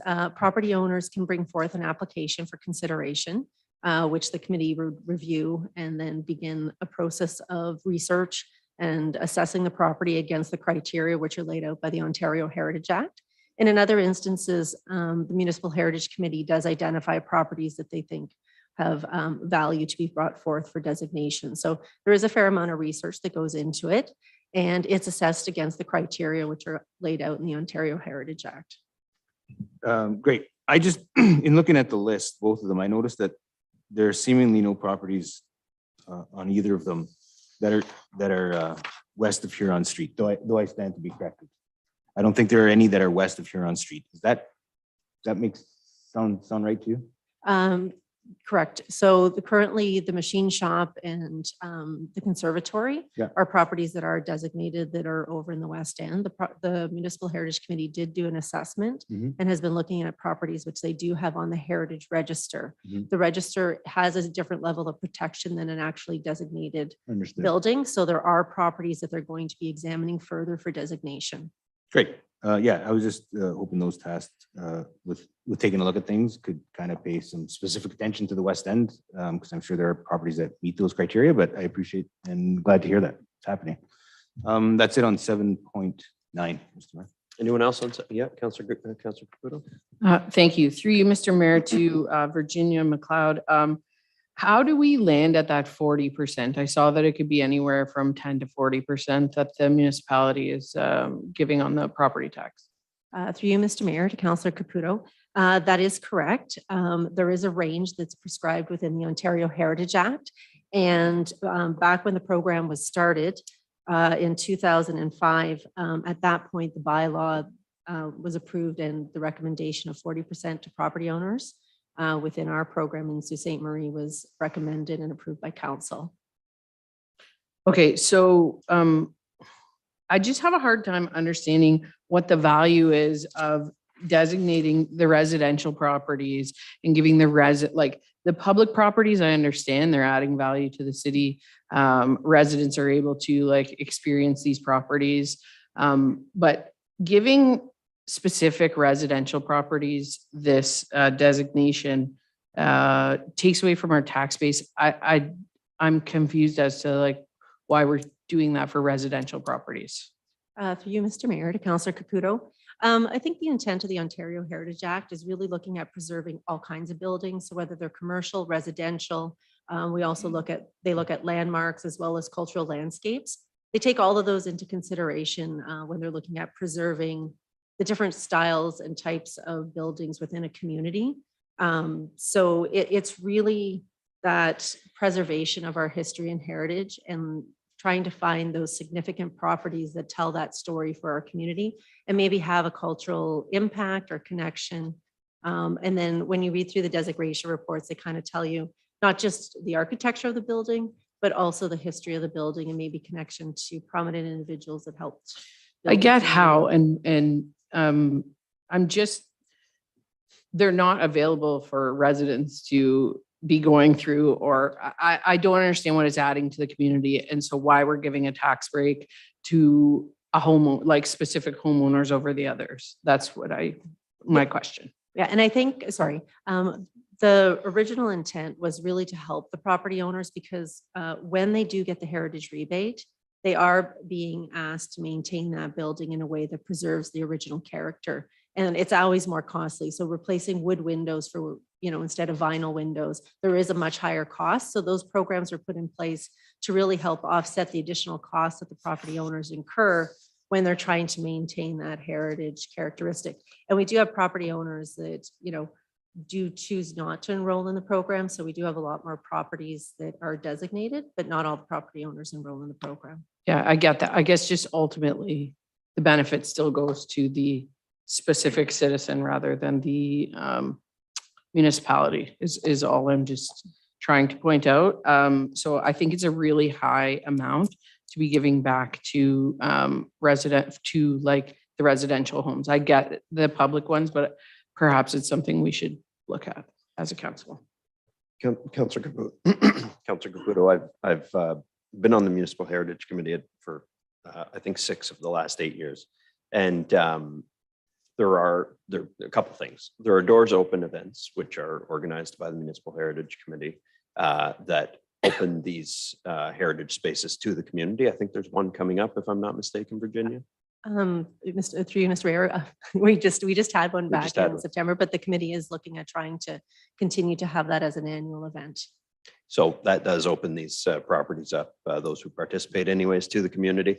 The second one, Virginia made the point, but the cost of repairing some of these things is quite a bit higher than you would get in a typical property. So instead of you or I replacing a vinyl window in our house, they need a wood framed window with certain types of glass. It has to be painted, in a specific color.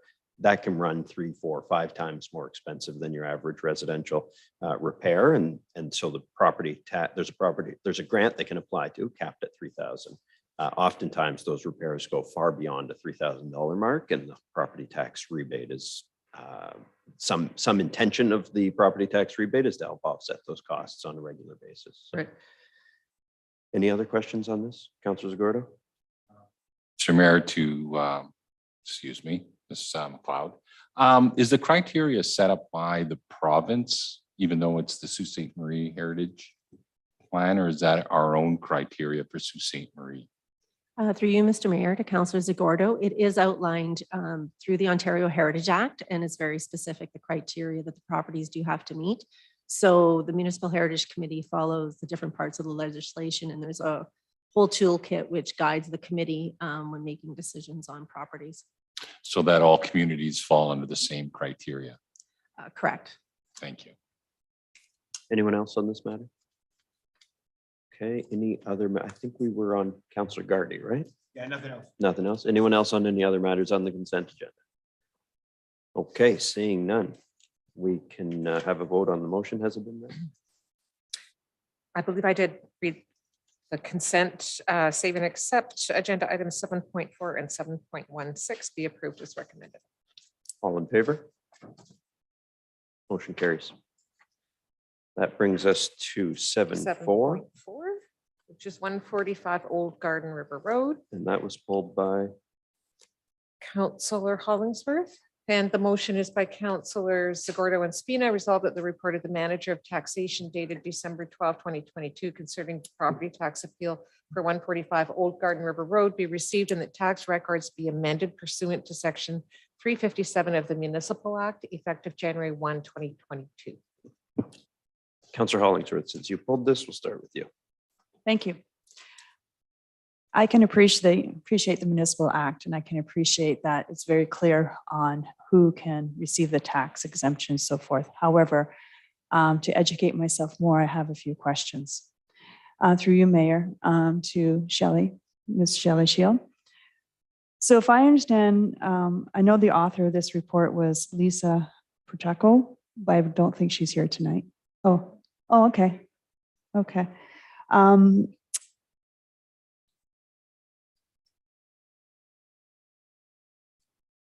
Welcome to council, Ms. Petracco. Thank you. Sorry that I missed you. Thank you. My first question is, help me understand better. According to the Municipal Act, there are certain properties such as a hospital that are deemed not to pay taxes. Can you elaborate on that? That wouldn't be the, through you, Mr. Mayor, to Councillor Hollingsworth. Yeah. It's actually the Assessment Act Okay. that clearly states on which properties are exempt. Schools, churches, hospitals. It depends on, so that's all set out through the Assessment Act. Okay. So hypothetically, by you just saying that, hypothetically, if there's a person in our community that goes out and purchases a building and then turns around and leases it to, let's say, a church, could they hypothetically be exempt as well? The assessment's based on use, so hypothetically, I would think yes. Okay. And you said, I think schools as well? Schools are exempt as well, yes. Okay. So hypothetically, if a person goes out and buys a building and says, today I'm going to, lease it out to a private school, that person can lease it and they would be exempt. private school. Would it be a I'm not private school too be? Sure about that. I know that there are, I'm not too sure about that. I know that there are, I'm thinking of one private school in town and it's assessed as commercial. So I don't know specifically. I'm not an assessment expert. Okay, Um, that's fair. That's Yeah. fair. Okay.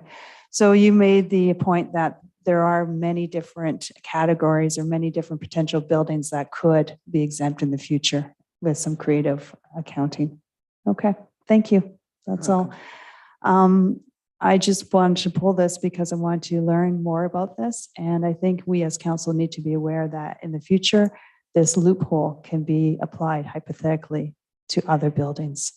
And I, again, understand we have to follow the municipal act, but I still don't support this. And thank you. Councilor Dufour, then Councilor Spina.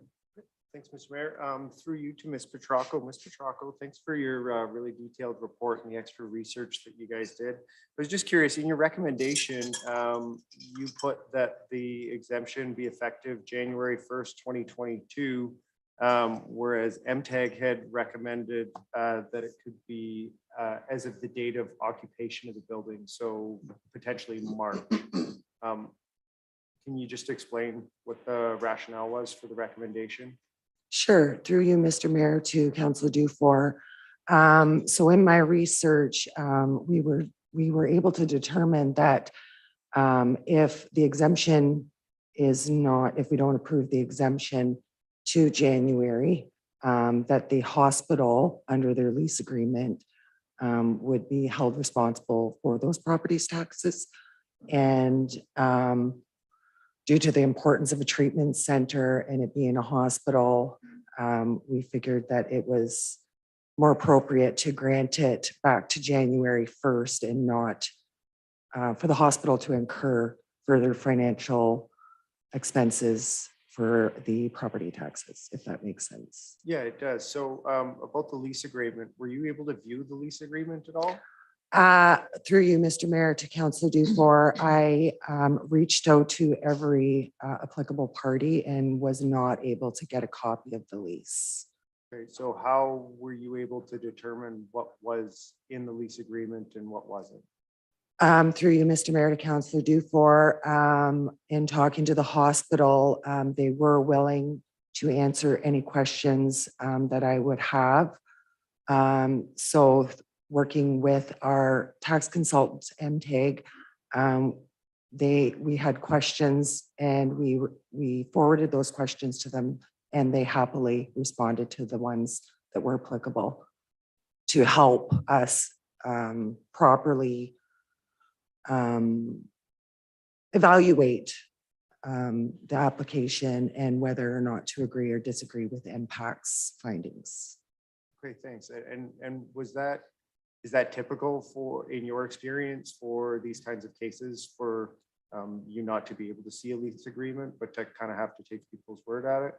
This is, through you, Mr. Mayor, to Councilor Dufour, this is an out of the ordinary, so I can't really comment on that. I haven't personally, not that I'm 3 years into my role, but I haven't personally come across this just a situation like this. Yeah, that's totally fine. I'm Yes. just asking about your Yeah, experience. So yes, thank you.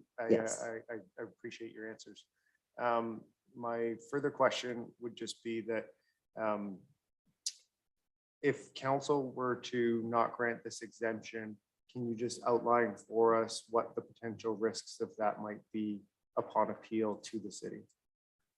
Through you, Mr. Mayor, to Councilor Dufour, if we deny this application, the applicant will have 35 days to appeal to the ARB board, and they will likely win because through the Assessment Act, the tenant is the Sioux Area Hospital, which would be the use of the property being a treatment center would be an allowable exemption. So they would likely win. So I think it's additional costs just to prevent the approval, being forced upon us, I guess, by the ARB. Thank you very much, Ms. Petracco. I really appreciate your time and your report. Thank you. I have comments, Mr. Mayor, but I'll let all the questions go around. Okay, Councillor Spina, I had next. Thank you, Mr. Mayor. Very few questions. Thank you very much for being here today. And Councillor Dufour asked a lot of my questions, so I have very, very few. So a couple of things I just want to see, and I was scrolling through your report again, and perhaps I didn't read it, perhaps I just thought I did. And you said you did not see a copy of the lease agreement, correct? Through you, Mr. Mayor, to Councillor Spina, you are correct. I have not seen a copy Okay. of the lease. And maybe I didn't read it in here. Was it made clear to you that Syria Hospital would have to pay the taxes as part of the lease agreement? Through you, Mr. Mayor, to Councillor Spina, that was a question that we specifically asked, and it is part of the lease that they would be responsible for any taxes. Okay, so right now I think the taxes were just over 36,000. It was $36,102.91, correct?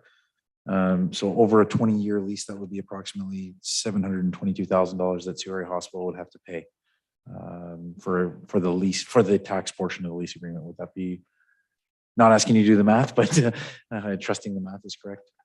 Through you, Mr. Mayor, to Councillor Spina, if the property remained commercial and taxable, you probably, I'm going to trust you on your. On the math, thank you. Yeah.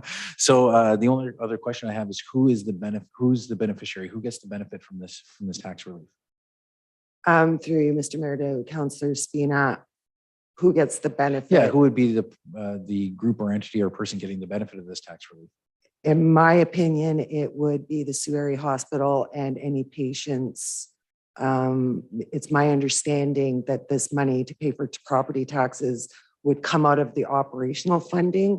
Once this treatment center is up and running, that would be less money that they would be able to utilize to provide that care for those patients. Thank you. And one final question, because they're not the actual owners of the property, because they're leasing it, is it fair to say then that they can't apply for this tax relief? It would have to be the property owner themselves that would have to apply for it? Through you, Mr. Mayor, to Councillor Spina, I believe you got me on that one. No problem. No problem. That's okay. The property owner's applying for it, but I do believe in circumstances that the tenant, if they're actually paying the property taxes, that they could apply for it. Okay. So the Syria Hospital, in your opinion, would be the ones getting the benefit, but they could also participate in the process to apply for this Yes. exemption as well. Okay. Thank you. That's all my questions. Anyone else with questions on this matter? Councillor Gardner? We'll go to Dufour for comments, then you. Thank you, Mr. Mayor. As you know, I was the one who initially asked that this item be pulled to investigate some of what our city's options were. And I just want to say first off that I think staff's done really good work on this. I appreciate the work of the consultant. I appreciate staff's report. And I agree with all of staff's conclusions. I think that, they're pointing us in the right direction, which is that, the Assessment Act doesn't address the ownership of land, but the use of the land. With that said, I think it was still a really important thing for us to discuss this issue around this council table. Councillor Hollingsworth brought up a really great point, talking about schools being exempt. It seems really interesting to me to sit here and imagine what the public's reaction would be if ADSB decided to sign a lease for a public school to be built on private property that granted, amounts of rent to be paid to that landowner that still used public funds to build the entire school and then just simply paid rent to a landowner over a number of decades. I think the public would be quite justly outraged that their operational dollars, instead of going to a frontline service that is public, that is sorely needed, was instead going to a landowner when there is lots of other available land in our municipality. I think the same thing applies when we're talking about healthcare in the midst of an opioid crisis and a mental health and addictions epidemic. There was a policy decision that was made to use a service model that, to the best of my ability, I cannot see used very many other places, especially in Northern Ontario. And it's a service model that, by its very definition, ensures that fewer operational dollars will flow through to frontline services. And fundamentally, that is what I'm here to criticize. I'm here to criticize that policy decision because it could have been made otherwise. You know, and as evidence to that, I can point no further than many of the projects that folks around this board have undertaken as members of the Social Services Board. You know, Pauline's Place doesn't pay a dime of rent because they are in a building that is publicly owned. And so all of those dollars that they're out there fundraising for this Christmas season go directly into the operations of their program. They do not go into rent. They do not go into, you know, a private landowner's development. They go to the people who need it the most. The same thing could be said for our youth hub that we're excited to open up on Dennis Street. We even looked at putting that into a private building, and it was such that Algoma Family Services said very clearly that they would not be able to even start that facility.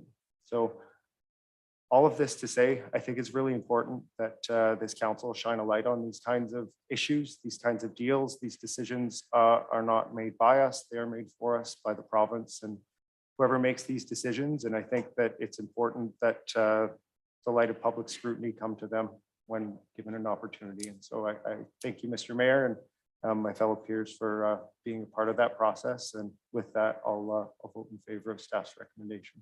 Thank you. Thank you, Councillor Dufour. Councillor Gardy. Thanks, Mr. Mayor. I should probably just say what he said, but I'm gonna just elaborate a bit. You know, the initial plan, I said this last meeting or a meeting before, was for Sioux area hospitals.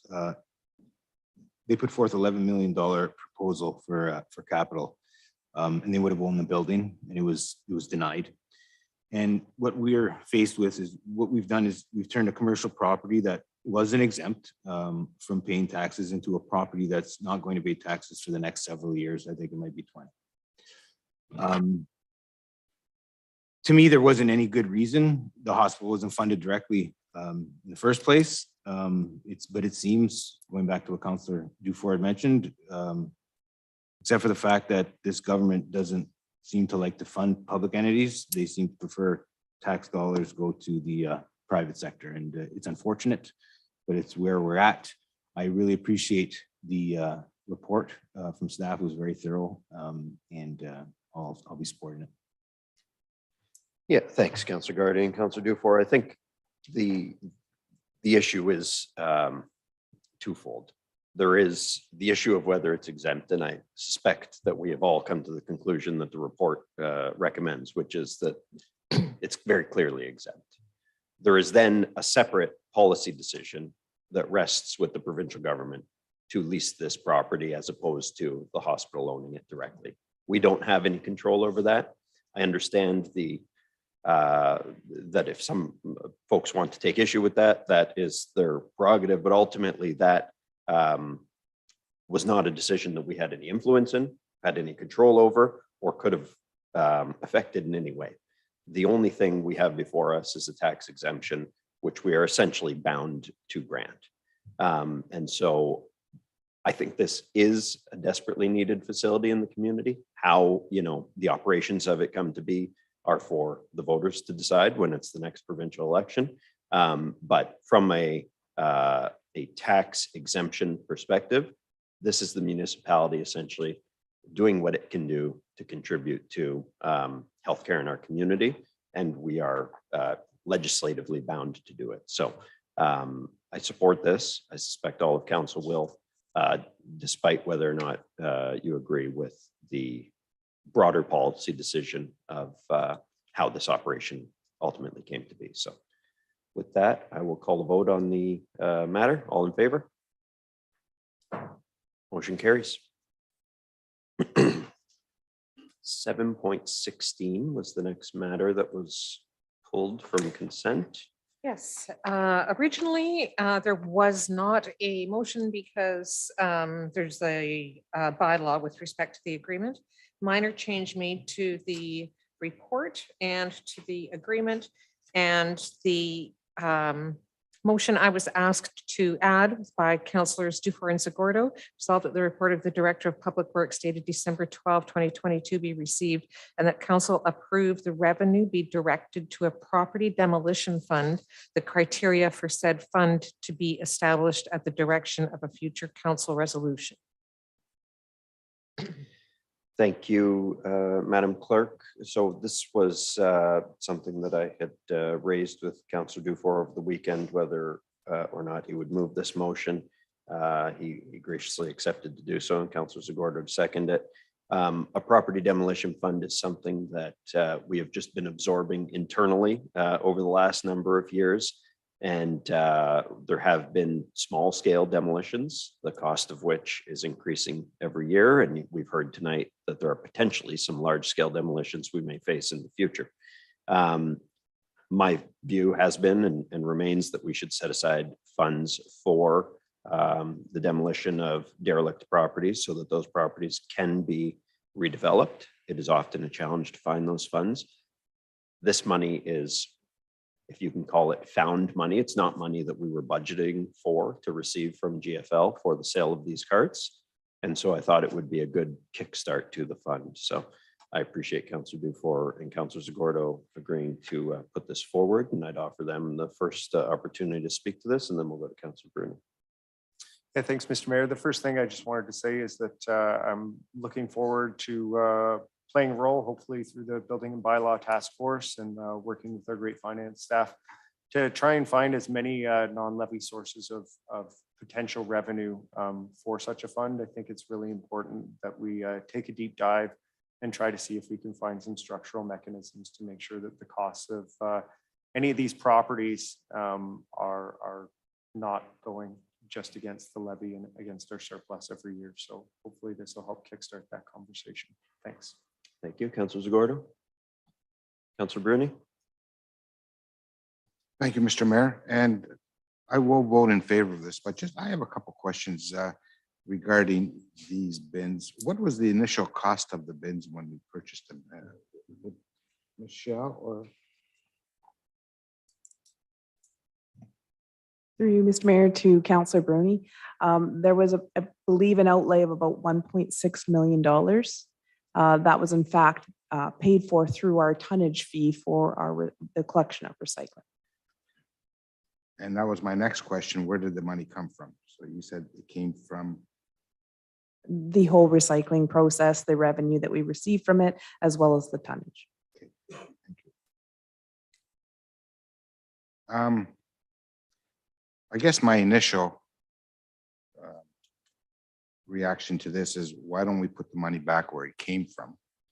But I will agree with Councillor Dufour and Councillor Zagordo's idea regarding the 250,000 going into the my screen is property demolition fund. Property demolition, because my screen has my vote on it, waiting for it. Thanks to Rachel. Sorry. So anyways, I will support it, but my initial reaction was put the money back where it came from. Thanks. Any other questions on this? Councillor Scott. Thank you, Mr. Mayor. I have questions regarding the landfill reserve. So through you, Mr. Mayor,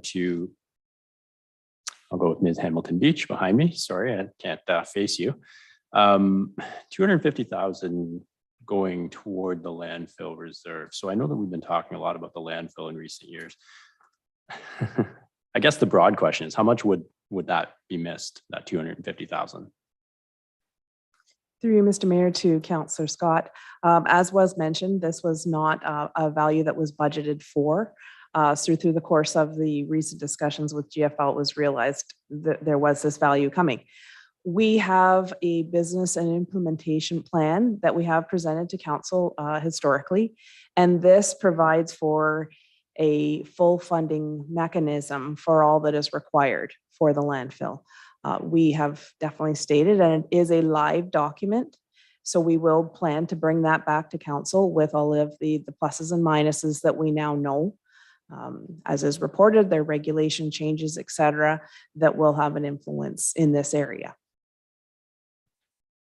Okay, so if we put the 250,000 toward the proposed motion, that won't throw us off in any way toward our goals for the landfill reserve. Is that correct? Through you, Mr. Mayor, to Councillor Scott. I mean, it's definitely on the plus side. So it would be advantageous in our opinion, but certainly it is a grand picture with definitely multi-million-dollar expenditures and financial plan to dedicate it to it. Okay. Thank you. Those are all my questions. Anyone else on this matter? Seeing none, all in favor? Motion carries. I believe that's it for consent items or items pulled from consent, which brings So us. this will take us to 8.4.1, which is strategies for managing traffic speed update. So to appoint the task force, it was recommended that there be 2 members of council. And to date, I've had councillors Bruni, Caputo, Hollingsworth, and Canuck indicate interest in serving on this task force. Okay, Are there others? that's a good chunk of you. So we will, without any other steps, we would have to have a vote on 2 of you being appointed to the committee. But before we get to that, why don't we ask questions of Mr. Perry if there are any? Are there any? Okay. Oh, yeah, Mr. Kinnick, or Councilor Kinnick, sorry. So through you, Mr. Mayor, to Mr. Perry. So in your report, we were looking at 4-way stops. So that's what we were. So we're speeding, undertaking citywide speed control where 4-way stops were seen to be ineffective because people are just cruising through stop signs anyways. So in your opinion, would we look for a model more like the Toronto in the residential area where they do the roundabout with the speed bumps? Is that what we're leaning towards? Through you, Mr. Mayor, to Councillor Kinnick, part of our traffic calming policy review is going to look at strategies that have been used in other municipalities and what's been effective for them. So we expect those type of solutions to be addressed. Okay, so just another comment. So I heard over the campaign trail that we can't do speed bumps because of the snow plows. Is that true? Through you, Mr. Mayor, to Councillor Kinnick, that's not true. Okay, thank you. Okay, that's all your questions, Councilor Kinnick? Councilor Dufour. Thanks, Mr. Mayor. Just a real quick question, Mr. Perry. When do you guys think that you'll be able to start reporting back to council on some of your recommendations? Through you, Mr. Mayor, to Councillor Dufour, we plan late Q1, so probably early March. Okay, great. And do you anticipate that some of your recommendations will have an effect on future capital budgets? Through Mr. Mayor, Councillor Dufour, they may. We're right now, we're basically just laying the foundation for the strategies right now. So we're going fairly lean with it, but there may be future financial implications that we bring forward to council.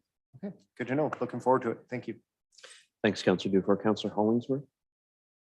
Thank you. Through you, Mayor, to Dan Perry.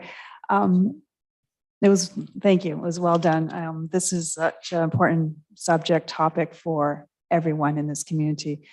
As some of the councillors have said, door knocking, everyone's concerned. So my question is, I read in your report about the automated speed enforcement known as ASE. And I believe in the report, it's enforced for the school zones. Is that correct? Through Mr. Mayor, to Councillor Hollingsworth, that's correct. Okay. Out of curiosity, I understand why school zones because of children. Does this also apply to daycare areas since there's children involved? And potentially, does this involve parks because there's children? Through you, Mr. Mayor, to Councillor Hollingsworth, that's where you're going to see the community safety zone application be more appropriate. Okay. You could also use automated speed enforcement and community safety zones if council decides to adopt them. Okay, that's good news. And so also going back to the school zone, can we expand on the school zone or are we basically strapped on how the size of the school is owned by the MOT or MTO. Through you, Mr. Mayor, to Councillor Hollingsworth, I don't have that information handy. I could look it up for you and get back to you. What I have seen in other municipalities is they'll incorporate a community safety zone where schools and parks are. So that is an opportunity to look at that in the future. Okay, that's great. Councillor Hollingsworth, I think Oh. Mr. Brumio might have some ability to expand on that. Okay, thank you. Mr. Mayor to Councillor Hollingsworth, our school zones were mapped out based on, I think it was 150-meter offset from each property line of the school zone on all roads that the school zone fronts. That's a number that's taken from the guidelines known as the Ontario Traffic Manual. So if we were to review that, we could possibly expand it, but we would have to go outside of the Ontario Traffic Manual. Okay, great. That's good to know. And a school zone is not just grade schools, it's high schools as well. It's all schools, correct? That's correct. Okay. And my last question is, let me just see here. Oh, it's more a compliment. I continue to encourage staff, which you are doing, to look at best practices, not just in Ontario, but across Canada. And sometimes we can learn from our other partners in the United States. And it sounds like you're looking at best practices and be bringing new ideas back to us. Is that correct? That's correct. Okay. And I know that my ward one, Councillor Sunny Spina and our former Councillor Paul Christian, we were very, got some positive comments about our Slow Down campaign in Ward 1. So hopefully we can continue with education as you outlined. Thank you. Anyone else? Questions for Mr. Perry? Okay, seeing none, we will, I'll defer to the clerk here. She's going to explain the voting process for us. So we will require a simultaneous recorded vote. So you each have pads of paper in front of you.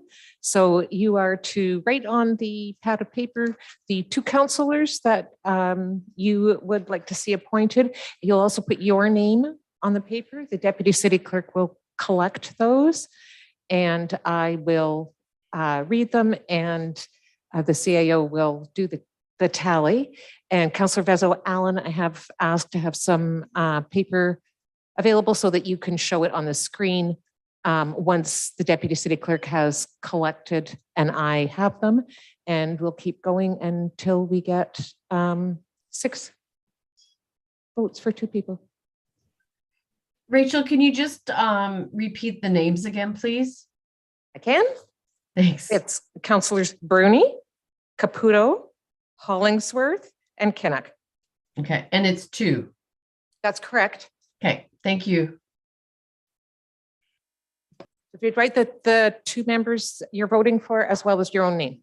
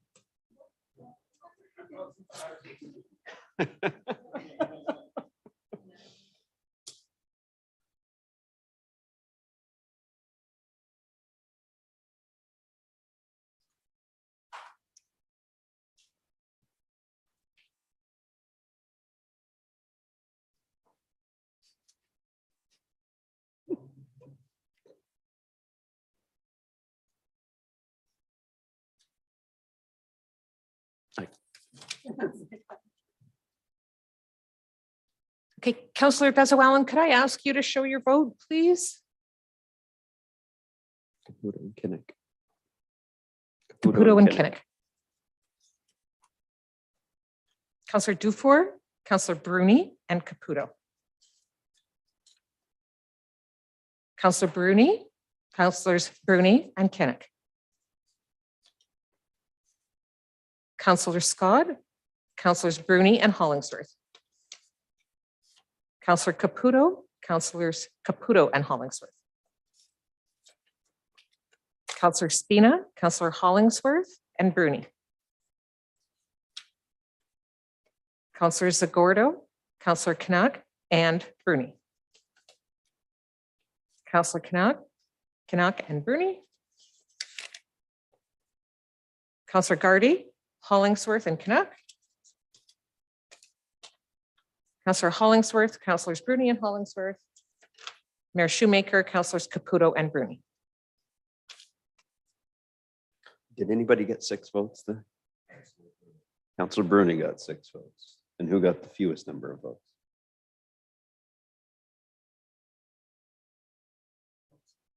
Counselor Caputo. Okay, so Counselor Caputo drops off the list and we have another round of voting between Counselor Kinnick and Counselor Hollingsworth.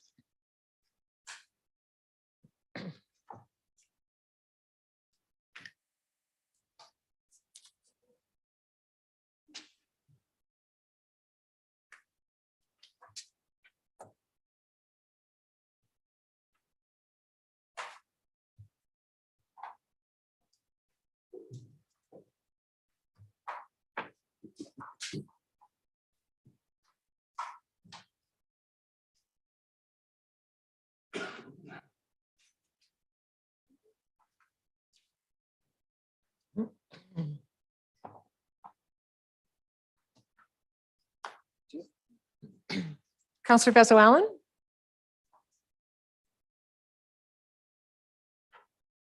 Counselor Kinnick. Counselor Kinnick. Counselor Kinnick. Oh, it's Counselor Bruni for Counselor Kinnick. Counselor Scott, Counselor Hollingsworth. Counselor Dufour, Counselor Kinnick. Counselor Spina, Counselor Hollingsworth. Counselor Caputo, Counselor Hollingsworth. Counselor Hollingsworth, Counselor Hollingsworth. Counselor Gardy, Counselor Hollingsworth. Counselor Zagordo, Counselor Kinnick.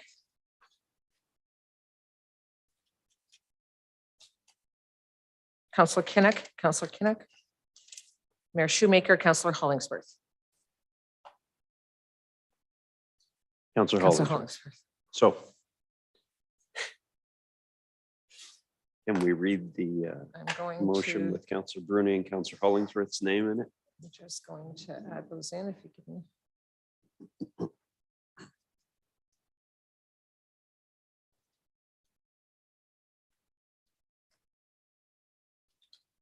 That's democracy in action, folks.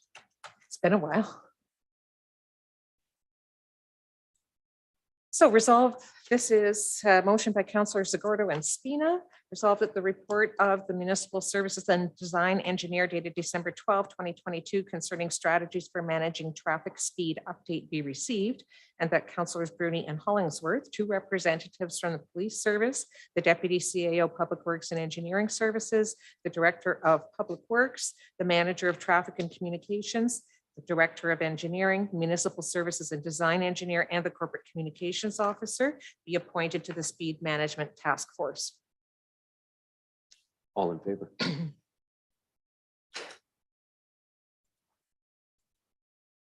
Motion carries. And that will then bring us to another task force. So I have a motion by Councillors Caputo and Spina. And this is with respect to the composition of the Affordable Housing Task Force. And I have had Councillors Caputo and Dufour indicate an interest in serving on that task force. Okay, first, do we have any questions on the report? Seeing none, any other interest in sitting? Oh, yeah, go, Councilor Dufour. Yeah. Yeah, through you, Mr. Mayor, to Mr. Chinazzo. Mr. Chinazzo, do we have an expected date when we might reconsider the OP amendment, or are we just going to wait until the new OP comes through that doesn't have HO6?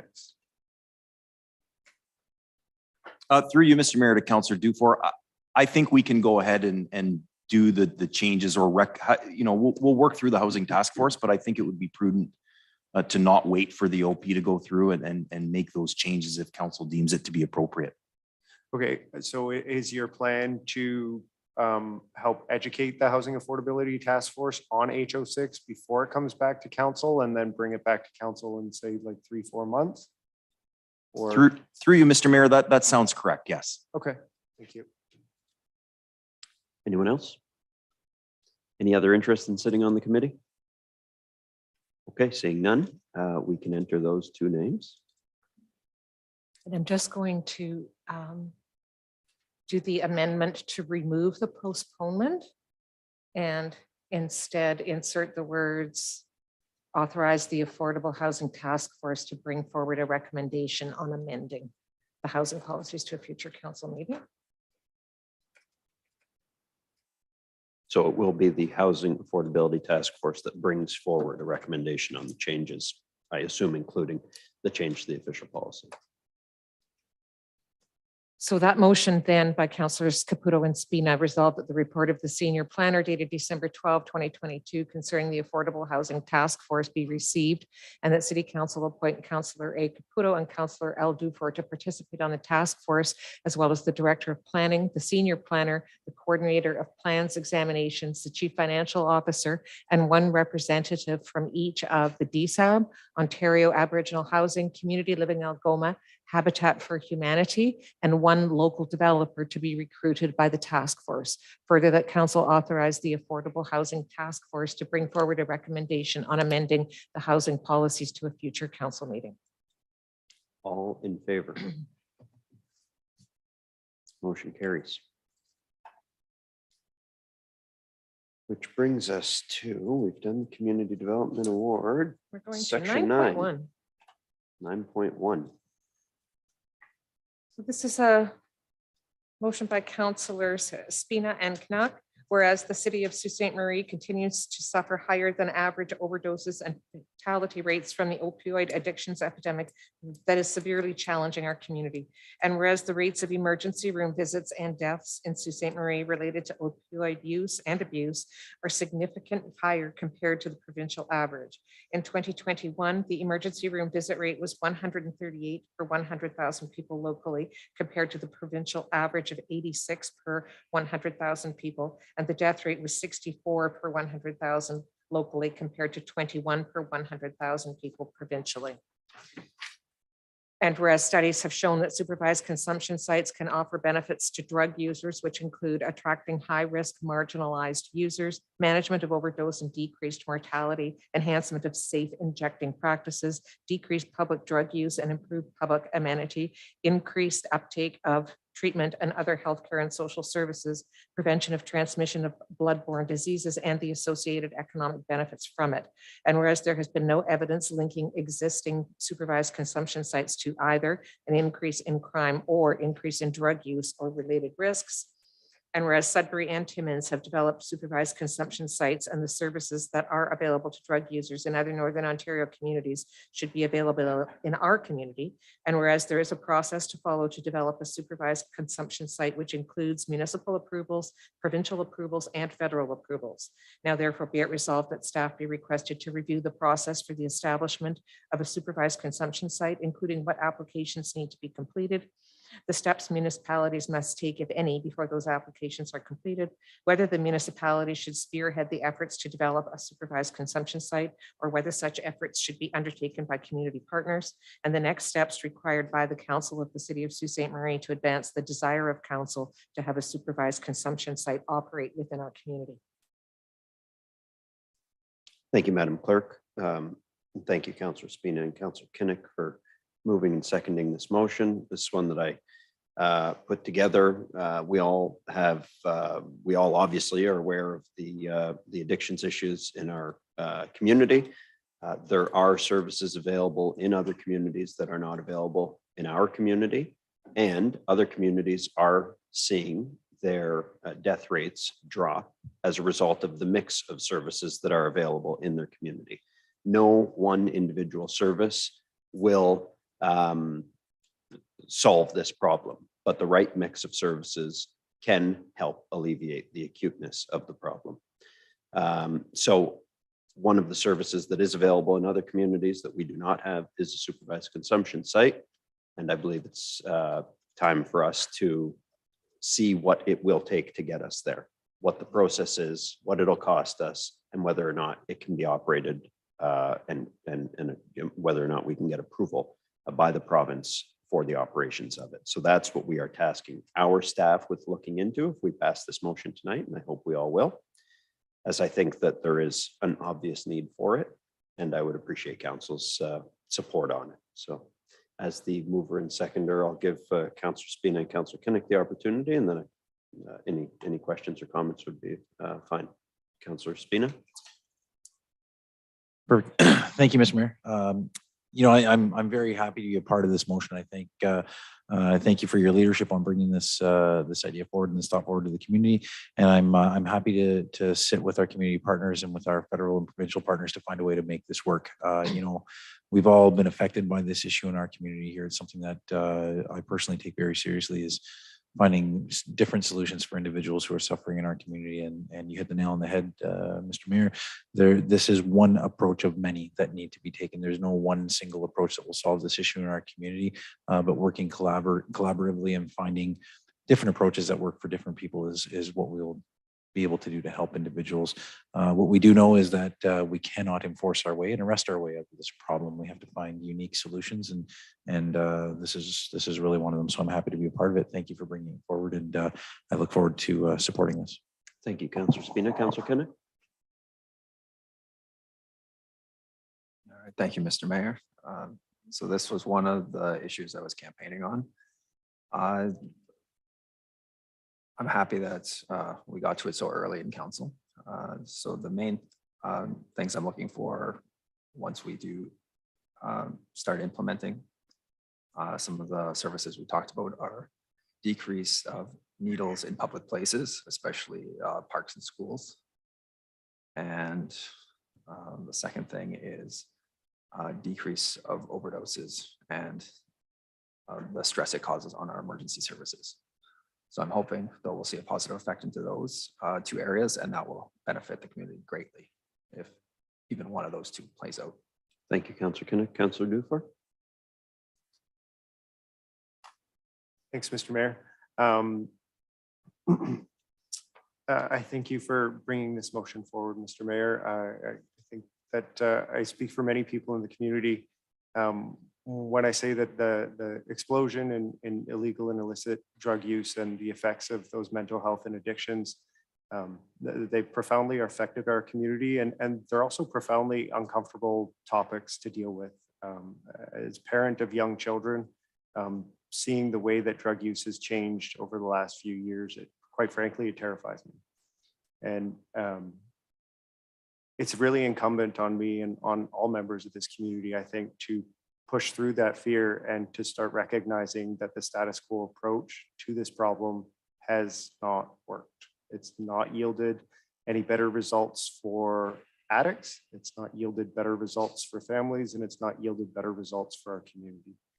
So I think it's really important to communicate to the folks at home, to the community at large, that their fears and their discomfort are understandable, they're legitimate, but there's something that we need to work through to find solutions that are going to bear actual results. I believe that a supervised consumption site, as you said, Mr. Mayor, is part of the ecosystem of services that will start to make an effect.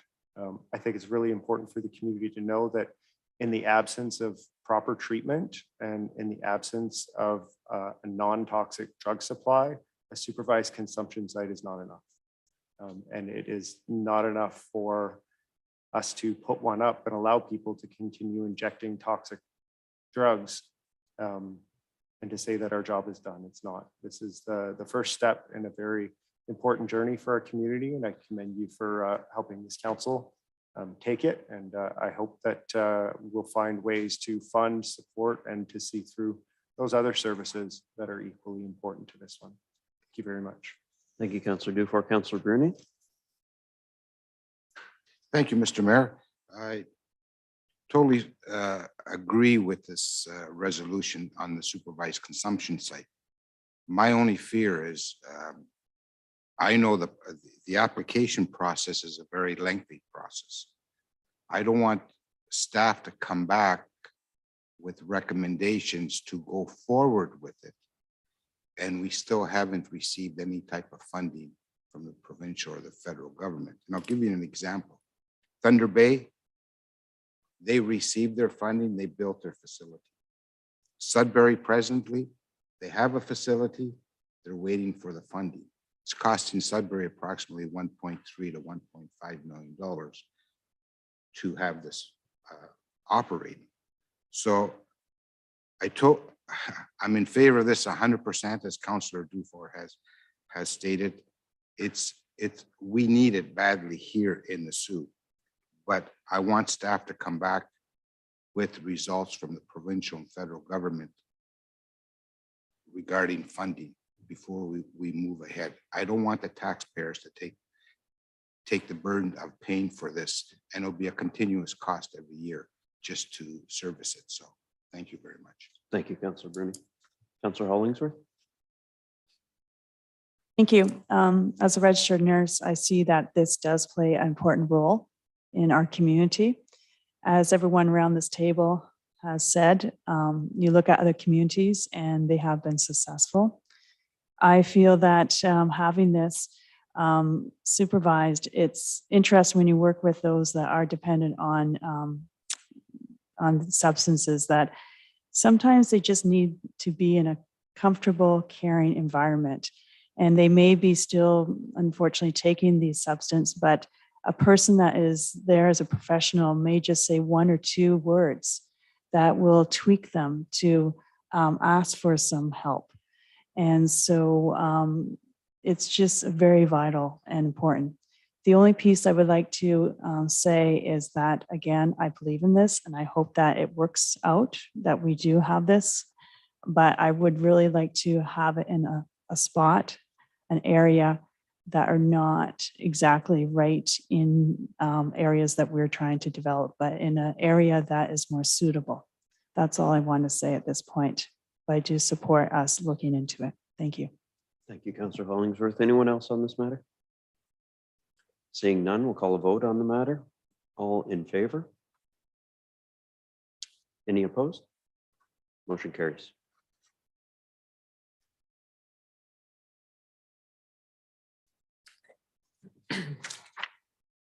And agenda item 9.2, so motion by Councillors Gardy and Caputo. Whereas the government of Ontario through the Minister of Municipal Affairs and Housing has passed Bill 3, which was described as an act to amend various statutes with respect to special powers and duties of heads of council. And whereas this bill initially applies to the City of Toronto and City of Ottawa, but will later be expanded to include other municipalities according to statements made by the Premier. And whereas this bill gives mayors additional authority and powers and correspondingly takes away authority and powers from councils and professional staff, and includes giving the mayor the authority to propose and adopt the municipal budget and to veto some decisions of council. And whereas this bill gives authority over professional staff to the mayor, including that of the chief administrative officer, and whereas these changes will inevitably lead to a reduction of independence for professional staff, including the CAO, who currently provide objective information to City Council and the public and will now take direction from the mayor alone when the mayor so directs. And whereas these are unnecessary changes to the historical balance of power between a mayor and council, and which historically gave the final say in all matters to the will of the majority of the elected council. Now therefore be it resolved that Mayor Shoemaker be requested to write a letter to Premier Ford, Minister of Municipal Affairs and Housing Steve Clark, and Member of Provincial Parliament Ross Romano, articulating Sault Ste. Marie City Council's objection to these changes and that these changes not be implemented beyond the cities of Toronto and Ottawa, as they are detrimental to smaller municipalities by degrading the democratic process inherent to duly elected city councils or municipalities across Ontario.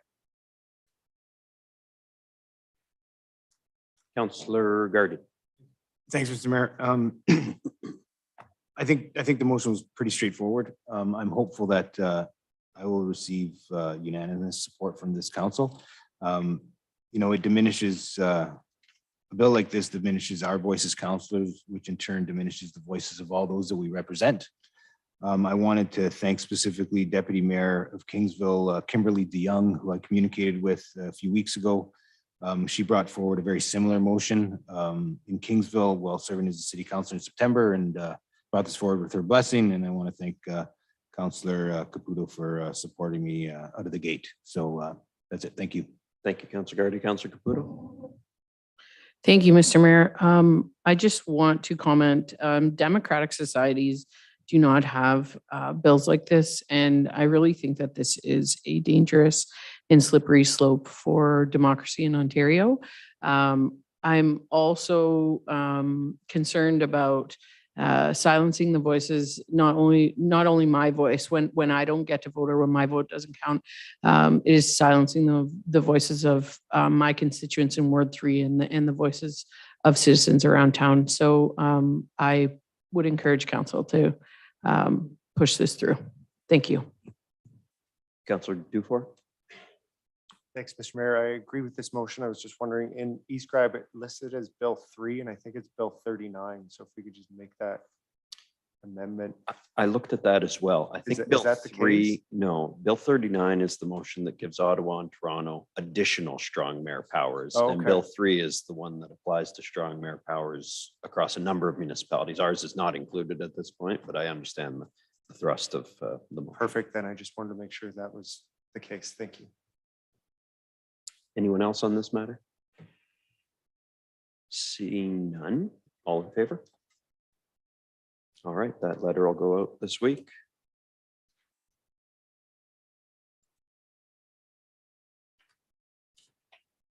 That brings us to 9.3.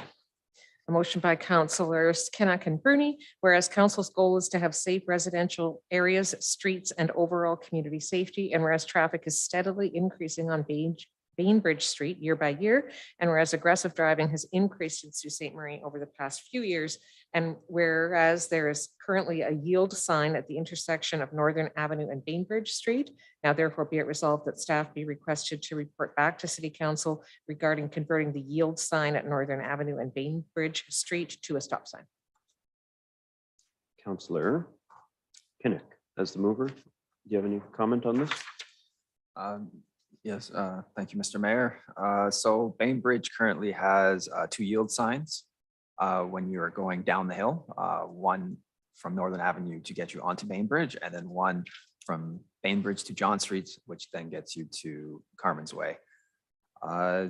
Residents have raised the concern that, well, just as we heard about the 4-way stops, that they're being ignored. Also, the yield signs being ignored, very dangerous there.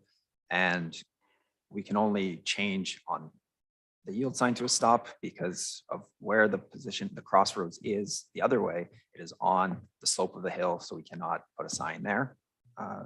Because in the winter, if we stop, it's too slippery. You'll be sliding down the whole hill onto John Street. Beyond that, there was an incident at this intersection a couple of weeks ago where somebody slid going from Bainbridge on to Northern Avenue. They drove through 3 properties, took out a front porch and hit the side of a house. So I'm hoping to get everyone's support today, and thank you, Mr. Mayor. Thank you, Councillor Kinnock. Councillor Bruni. Just a couple words. I know several years ago, I contacted police services to monitor Bainbridge just on the speed of the drivers. And basically, you know, the report never did come back, but I think by changing this sign to a stop sign, and I know Carl will disagree, but the stop sign will slow down the traffic more so than a yield sign. So Councillor Kinnock and we would like to see a stop sign placed in instead of a yield sign. Okay, so this is requesting a report back. Anyone else with comments on this? Seeing none, we'll call a vote on the matter. All in favor? Motion carries.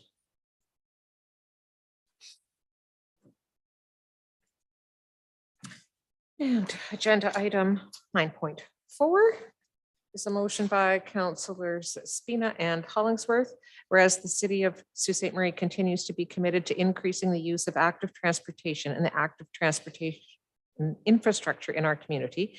And whereas bike lanes offer a lane of traffic for the safe operation of bicycles on roadways. And whereas the number of individuals engaging in active transportation across all seasons in Sault Ste. Marie continues to increase year by year. And whereas studies have shown that active transportation networks can offer several health, environmental, and traffic benefits, which include reduced carbon emissions, increased mobility for citizens, reduced vehicle traffic, physical and mental health benefits to citizens, economic benefits for families by providing transportation options that do not require gasoline, increasing the connectivity of our community to spark tourism and provide a higher quality of life. And whereas the Highway Traffic Act of Ontario provides rules of the road for the safe travel of all vehicles on the roadway, and whereas the Highway Traffic Act of Ontario requires slower moving vehicles to travel as far to the right on the roadway as safely possible, and whereas bicycles meet the definition of vehicle under the Highway Traffic Act Ontario and are therefore subject to all rules of the road as set out by the Act. And whereas bicycles are often operated at a speed that is lower than traffic around them, often requiring them to use bike lanes to stay as far to the right as safely possible on roadways. And whereas Section 52B of City of Sault Ste. Marie Bylaw 77-200 currently prohibits the use of bicycles in bike lanes on roadways in Sault Ste. Marie from November 1st each year to April 30th the following year. Now therefore be it resolved that staff be requested to review Bylaw 77-200 Section 52B prohibiting the use of bicycles in bike lanes between November 1st each year and April 30th the following year, to consider repealing that section of the bylaw and have it replaced with information consistent with the Highway Traffic Act of Ontario, and to notify council of any additional steps council and community partners may consider taking to allow for the safe operation of bicycles year-round within our community. Councillor Spina, as the mover of this motion, do you have any comment? Yes, thank you very much, Mr. Mayor. Thank you, members of council, for listening. The motion was quite clear. You know, this came up recently where some individuals were discussing active transportation in our community, and it was brought to our attention that bylaw 77-200 section 52B actually prohibits the use of bicycles in bike lanes beginning on November 1st, from November 1st till April 30th each year. So that literally means today, if you were traveling down Queen Street, where there are bike lanes with absolutely no obstructions, no snow, no anything, you would be prohibited from actually operating your bicycle in that bike lane, forcing you to actually move to the left and into a lane intended for the use by motor vehicles. Now, when we look at that, the Highway Traffic Act already has these rules in existence. Bicycles do meet the definition of vehicles under the Highway Traffic Act, and as a result, they are subject to all rules of the road. They must obey stop signs. They must signal when they're changing lanes or turning corners, any intention to move. And because they're often a slow moving vehicle, they must stay as far to the right as possible. What this motion does not contain, and I did receive a couple of messages, what this motion does not contain is any information pertaining to snow removal or maintenance of those bike lanes during the winter months. I think everybody understands that snow is a factor that we deal with here in Sault Ste. Marie through the winter, and at times those lanes may in fact disappear. That does not change the obligation of cyclists under the Highway Traffic Act. While they're traveling on the roadway, they still must obey the rules of the road as they are set forth by the Act. So when we looked at the bylaw, it's really in conflict with legislation that's already written in the Highway Traffic Act, and we're just trying to bring it back into line with what's already required by the province. Okay, Councillor Hollingsworth. Thank you. I think it was well summarized by my ward mate, and I'm glad that he brought it to our table. Well done. Thank you. So we will have, I suppose, our city solicitor bring back a report on this, Mr. White? Yes. Okay. Oh, Councillor Dufour, sorry. Just wanted to confirm that that was the case, that we'd be bringing back a report. That's my understanding of the motion. Through you, Mr. Mayor, to Councillor Dufour, yes, staff will review the matter and bring back a report. Councillor Kinnick? Thank you, Mr. Mayor. Is there comments I'd like to make, that extra things I'd like to see in the report? Is that possible? It is, although if it fundamentally changes the motion, you'd have to amend this. So, but ask away. Okay.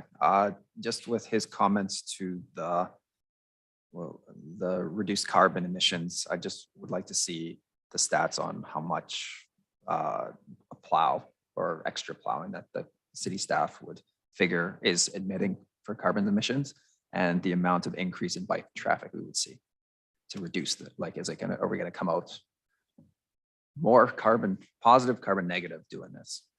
So I don't believe that there's any request in here to do additional plowing. So that would essentially be a non-factor. They'd be doing the same amount of plowing as they currently are.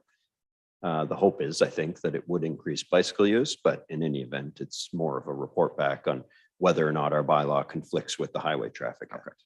Okay. Any other questions?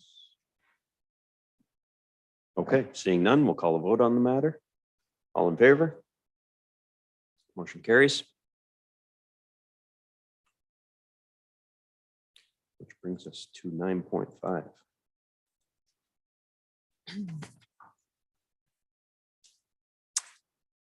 9.5 is a motion with respect to reductions or refunds of taxes in sickness or extreme poverty. It's a motion by councillors Dufour and Hollingsworth, whereas the municipality wishes to make home ownership accessible to the broadest swath of its residents. And whereas once a resident owns a home, there are benefits to the municipality in keeping residents in their homes. And whereas there are occasions where residents, due to unforeseeable circumstances, are temporarily unable to pay property taxes. And whereas municipalities throughout Ontario have implemented bylaws to reduce or refund property taxes in cases of sickness or extreme poverty under Section 357(1) of the Municipal Act 2001. And whereas under Section 357(1) of the Municipal Act 2001, either city staff can review the personal circumstances for the exemption requested, or council can delegate such authority to the Assessment Review Board. Now therefore be it resolved that staff be requested to return to council with a proposed bylaw authorizing the tax relief under Section 357(1) of the Municipal Act 2001 for those in extreme poverty or sickness, and that staff further delegate the authority to review the personal circumstance for those seeking an exemption under said bylaw to the Assessment Review Board. Thank you, Madam Clerk. This was actually, so this one of the commitments I made during my campaign, but it's also come about at this time because there was a resident who reached out to our tax department with some specific circumstances that might have fit the criteria of a similar type bylaw in another municipality. So Commissioner Shell looked into the matter and determined that for city staff to review these personal circumstances that under which the bylaw would categorize refunds or reductions in taxes would necessitate an additional staff member. However, other municipalities delegate this authority to the Assessment Review Board, the provincial board, that we've been having lots of discussions about tonight. And they do the review for these other municipalities. So the hope is, but their deadline is, I believe, that February 1st or February 28th. February 28th for the last year's taxes. So there is some timeliness to staff bringing us the bylaw back, which we would then approve, which a resident would then apply to in order to meet the February 28th deadline. So that's why it's on tonight's council agenda. And the hope is that staff could have a draft of a bylaw back to us in January for our consideration at that time. And I appreciate Councillor Dufour and Hollingsworth moving and seconding this. If there's any comment on it, I'll give you the first opportunity. No further comment, Mr. Mayor. Councillor Hollingsworth. I just have a comment. Thank you, Mayor, for bringing this to us. I'll give you one example. In the past, well, actually late summer, I had a constituent that came to me and they had a person in their family that was struggling. And I want to say thank you to the PUC because I contacted the PUC and they worked with the person, and they did also contact us here at the city and to work with this person. So I'm really glad to see this. I wish we had it back in August when I was dealing with this, but thank you very much, Mayor. Anyone else on this matter? Councillor Bruni. Thank you, Mr. Mayor. I guess I'm a little bit confused, like, this is gonna come back to council once the new bylaw is written? They'll bring us For back a approval? draft bylaw. A draft bylaw. Would we have access, like, what's the criteria gonna be for an applicant that comes to us or to the Assessment Review Board? I believe Shelley Shell can provide some insight on that. Through Mr. Mayor to Councillor Bruni, if we delegate this to the ARB, the application is made through the ARB and they're the ones that request the information. My understanding, it's fairly detailed information that they ask for. Some people actually don't go through with the application because they don't want to provide that amount of personal information. So it'll go through the assessment review board. So we will put some information as to their process with the report so that council is aware of how it works. So, Mr. Mayor, we will go to the assessment review board. We're gonna go towards them instead of staff doing it, correct? Correct, correct. Okay. All right, then, thank you. Okay, thank you. Any other questions? Seeing none, all in favor? Motion carries.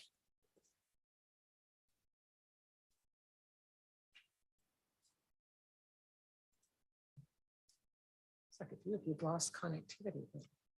Victor? That was unanimous approval, in case you. Yep.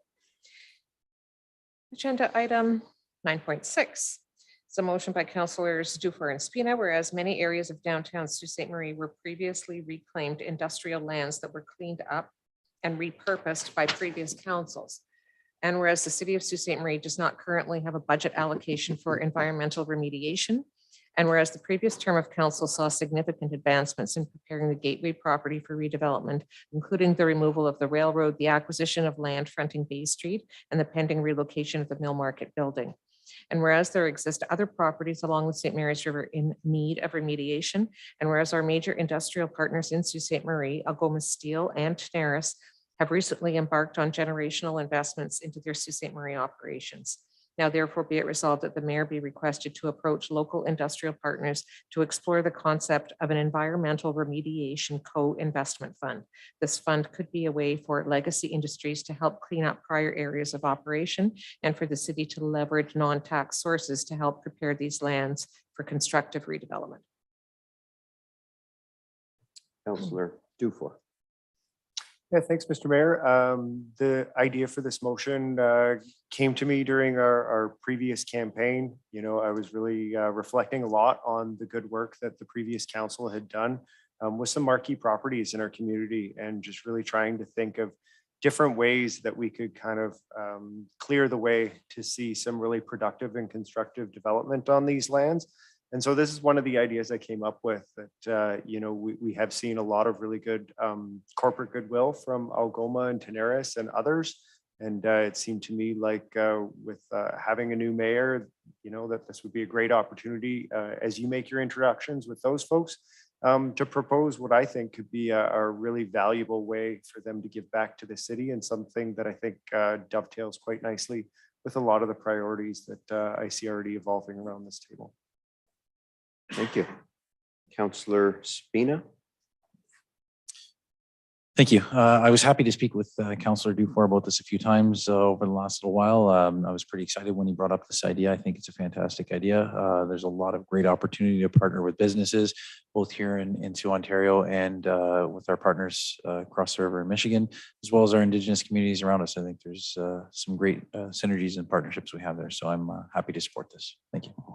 Thank you. And I too am happy to be involved in this. I did recently meet with Tenaris and they are eager to be involved in community betterment. I've got currently trying to establish a time to visit Algoma as well.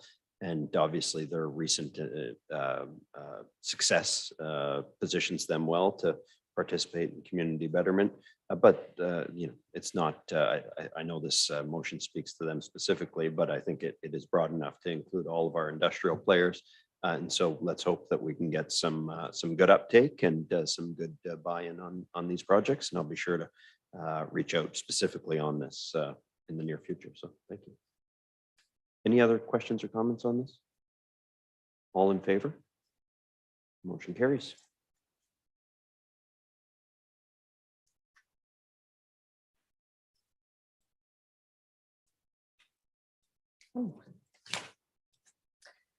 This is a motion by Councillors Dufour and Gardy, whereas the city of Sault Ste. Marie is currently lobbying to be the chosen site for the Canada Water Agency, and whereas the city of Hamilton has recently begun a surface water monitoring program that aims to establish baseline levels for local surface water, and whereas the city of Sault Ste. Marie has a sewer use and control bylaw but lacks sufficient resources for its enforcement and background historical data to inform potential infractions, and whereas the recently constituted Environmental Sustainability Committee has the community representation and mandate from council to help advise on the need and methods available for a surface water monitoring program. Now therefore be it resolved that staff work with the Environmental Sustainability Committee, PUC, and Innovation Center to report to council on how to propose and develop a surface water quality monitoring program for the city of Sault Ste. Marie that samples current and past outlets into the St. Mary's River to provide baseline data to provincial enforcement agencies. Councillor Dufour. Thanks, Mr. Mayor. This was another one that I thought of during this last campaign. Spent some time talking to some of the folks who do serve on our Environmental Sustainability Committee. I think we have a real tremendous asset there on that committee with some of the community expertise that's represented there. Folks who do have direct scientific experience in environmental science specific to water quality. And as I did some further research, the sewer use and control bylaw piece comes from my experience on the building and bylaw task force, but I saw that the city of Hamilton had actually embarked on just a monitoring program to help to better inform, obviously provincial agencies are responsible for any environmental enforcement, but their city was able to identify some legacy leaks that they had not known about before through that monitoring program. And I think anything that we can do to protect our water, to protect our waterfront, and with the last motion to begin to remediate it, I think is going to be really helpful. And I think that having a surface quality monitoring program would really inform those remediation efforts as well. And I think all the pieces are there. We just need to give staff the direction to start looking at how we put this all together. So I hope that will have yours and council's support. Thank you, Councillor Dufour. Councillor Gardy. Okay, anybody else? All in favor? Motion carries. Before we get to 12, it's a bit out of order. Matter 13 on the agenda is new business. Councillor Dufour wanted to provide an update on his AMO work recently. We'll move that ahead of council, ahead of the passing of bylaws, and then we'll do the passing of bylaws. Councillor Dufour. Thanks, Mr. Mayor. I've had a few motions on tonight, so I won't take up too much of your time, but I did want to create some kind of mechanism for me to be able to report back to yourself, to the folks around this table, and to the broader community about the work that I've been doing as a new member on the AMO board. At our most recent meeting, Bill 23 was a subject of significant discussion, and that's the bill that allows amendments to the development charges regime in Ontario. And through that discussion and my research on the media about it, I noticed that Sault Ste. Marie could be at risk of losing access to federal housing funds that appear to be being used by the province to backfill development charges that are being levied by other municipalities. As Sault Ste. Marie doesn't have development charges as of yet, there doesn't appear to be any mechanism to flow through those federal affordable housing funds to municipalities who have ironically done what the province asked and now may be in the position of being penalized for it. So there's a lot of good information coming from my presence there, and I'm able to flag some of these potential issues for hopefully some political lobbying and or staff follow-up. So thanks for this time, and hopefully I'll be able to keep you guys updated on other things in the future. Thank you, Councillor Dufour. I think we had discussed it, but a regular update on the consent agenda would be one of the ways to go about that. And I think we would welcome that for sure. Do we have to receive that as information, Madam I Clerk? just put a note in the minutes that you provided an oral update. Okay. And I'm going to read the consent motion for bylaws. It's a motion by Councillors Caputo and Hollingsworth, resolved that all bylaws under item 12 of the agenda under date December 12, 2022, save and accept bylaw 2022-196 be approved. All in favor? Any opposed? No, motion carries. 2022-196 was accepted due to Councillor Spina's conflict. It's a motion by Councillors Caputo and Hollingsworth, resolved that bylaw 2022-196, being a bylaw to appoint municipal law enforcement officers to enforce the bylaws on various private properties and to amend Schedule A to bylaw 90-305, be passed in open council this 12th day of December 2022. All in Uh, favor? I'm just opening it. Oh, okay. It's up on your screen, but otherwise all in favor? Motion carries.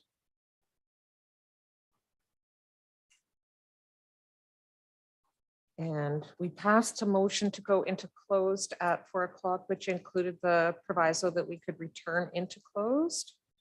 So I will read a motion by Councillors Zagordo and Spina that this council now adjourn. All in favor? Motion carries. Thank you, council.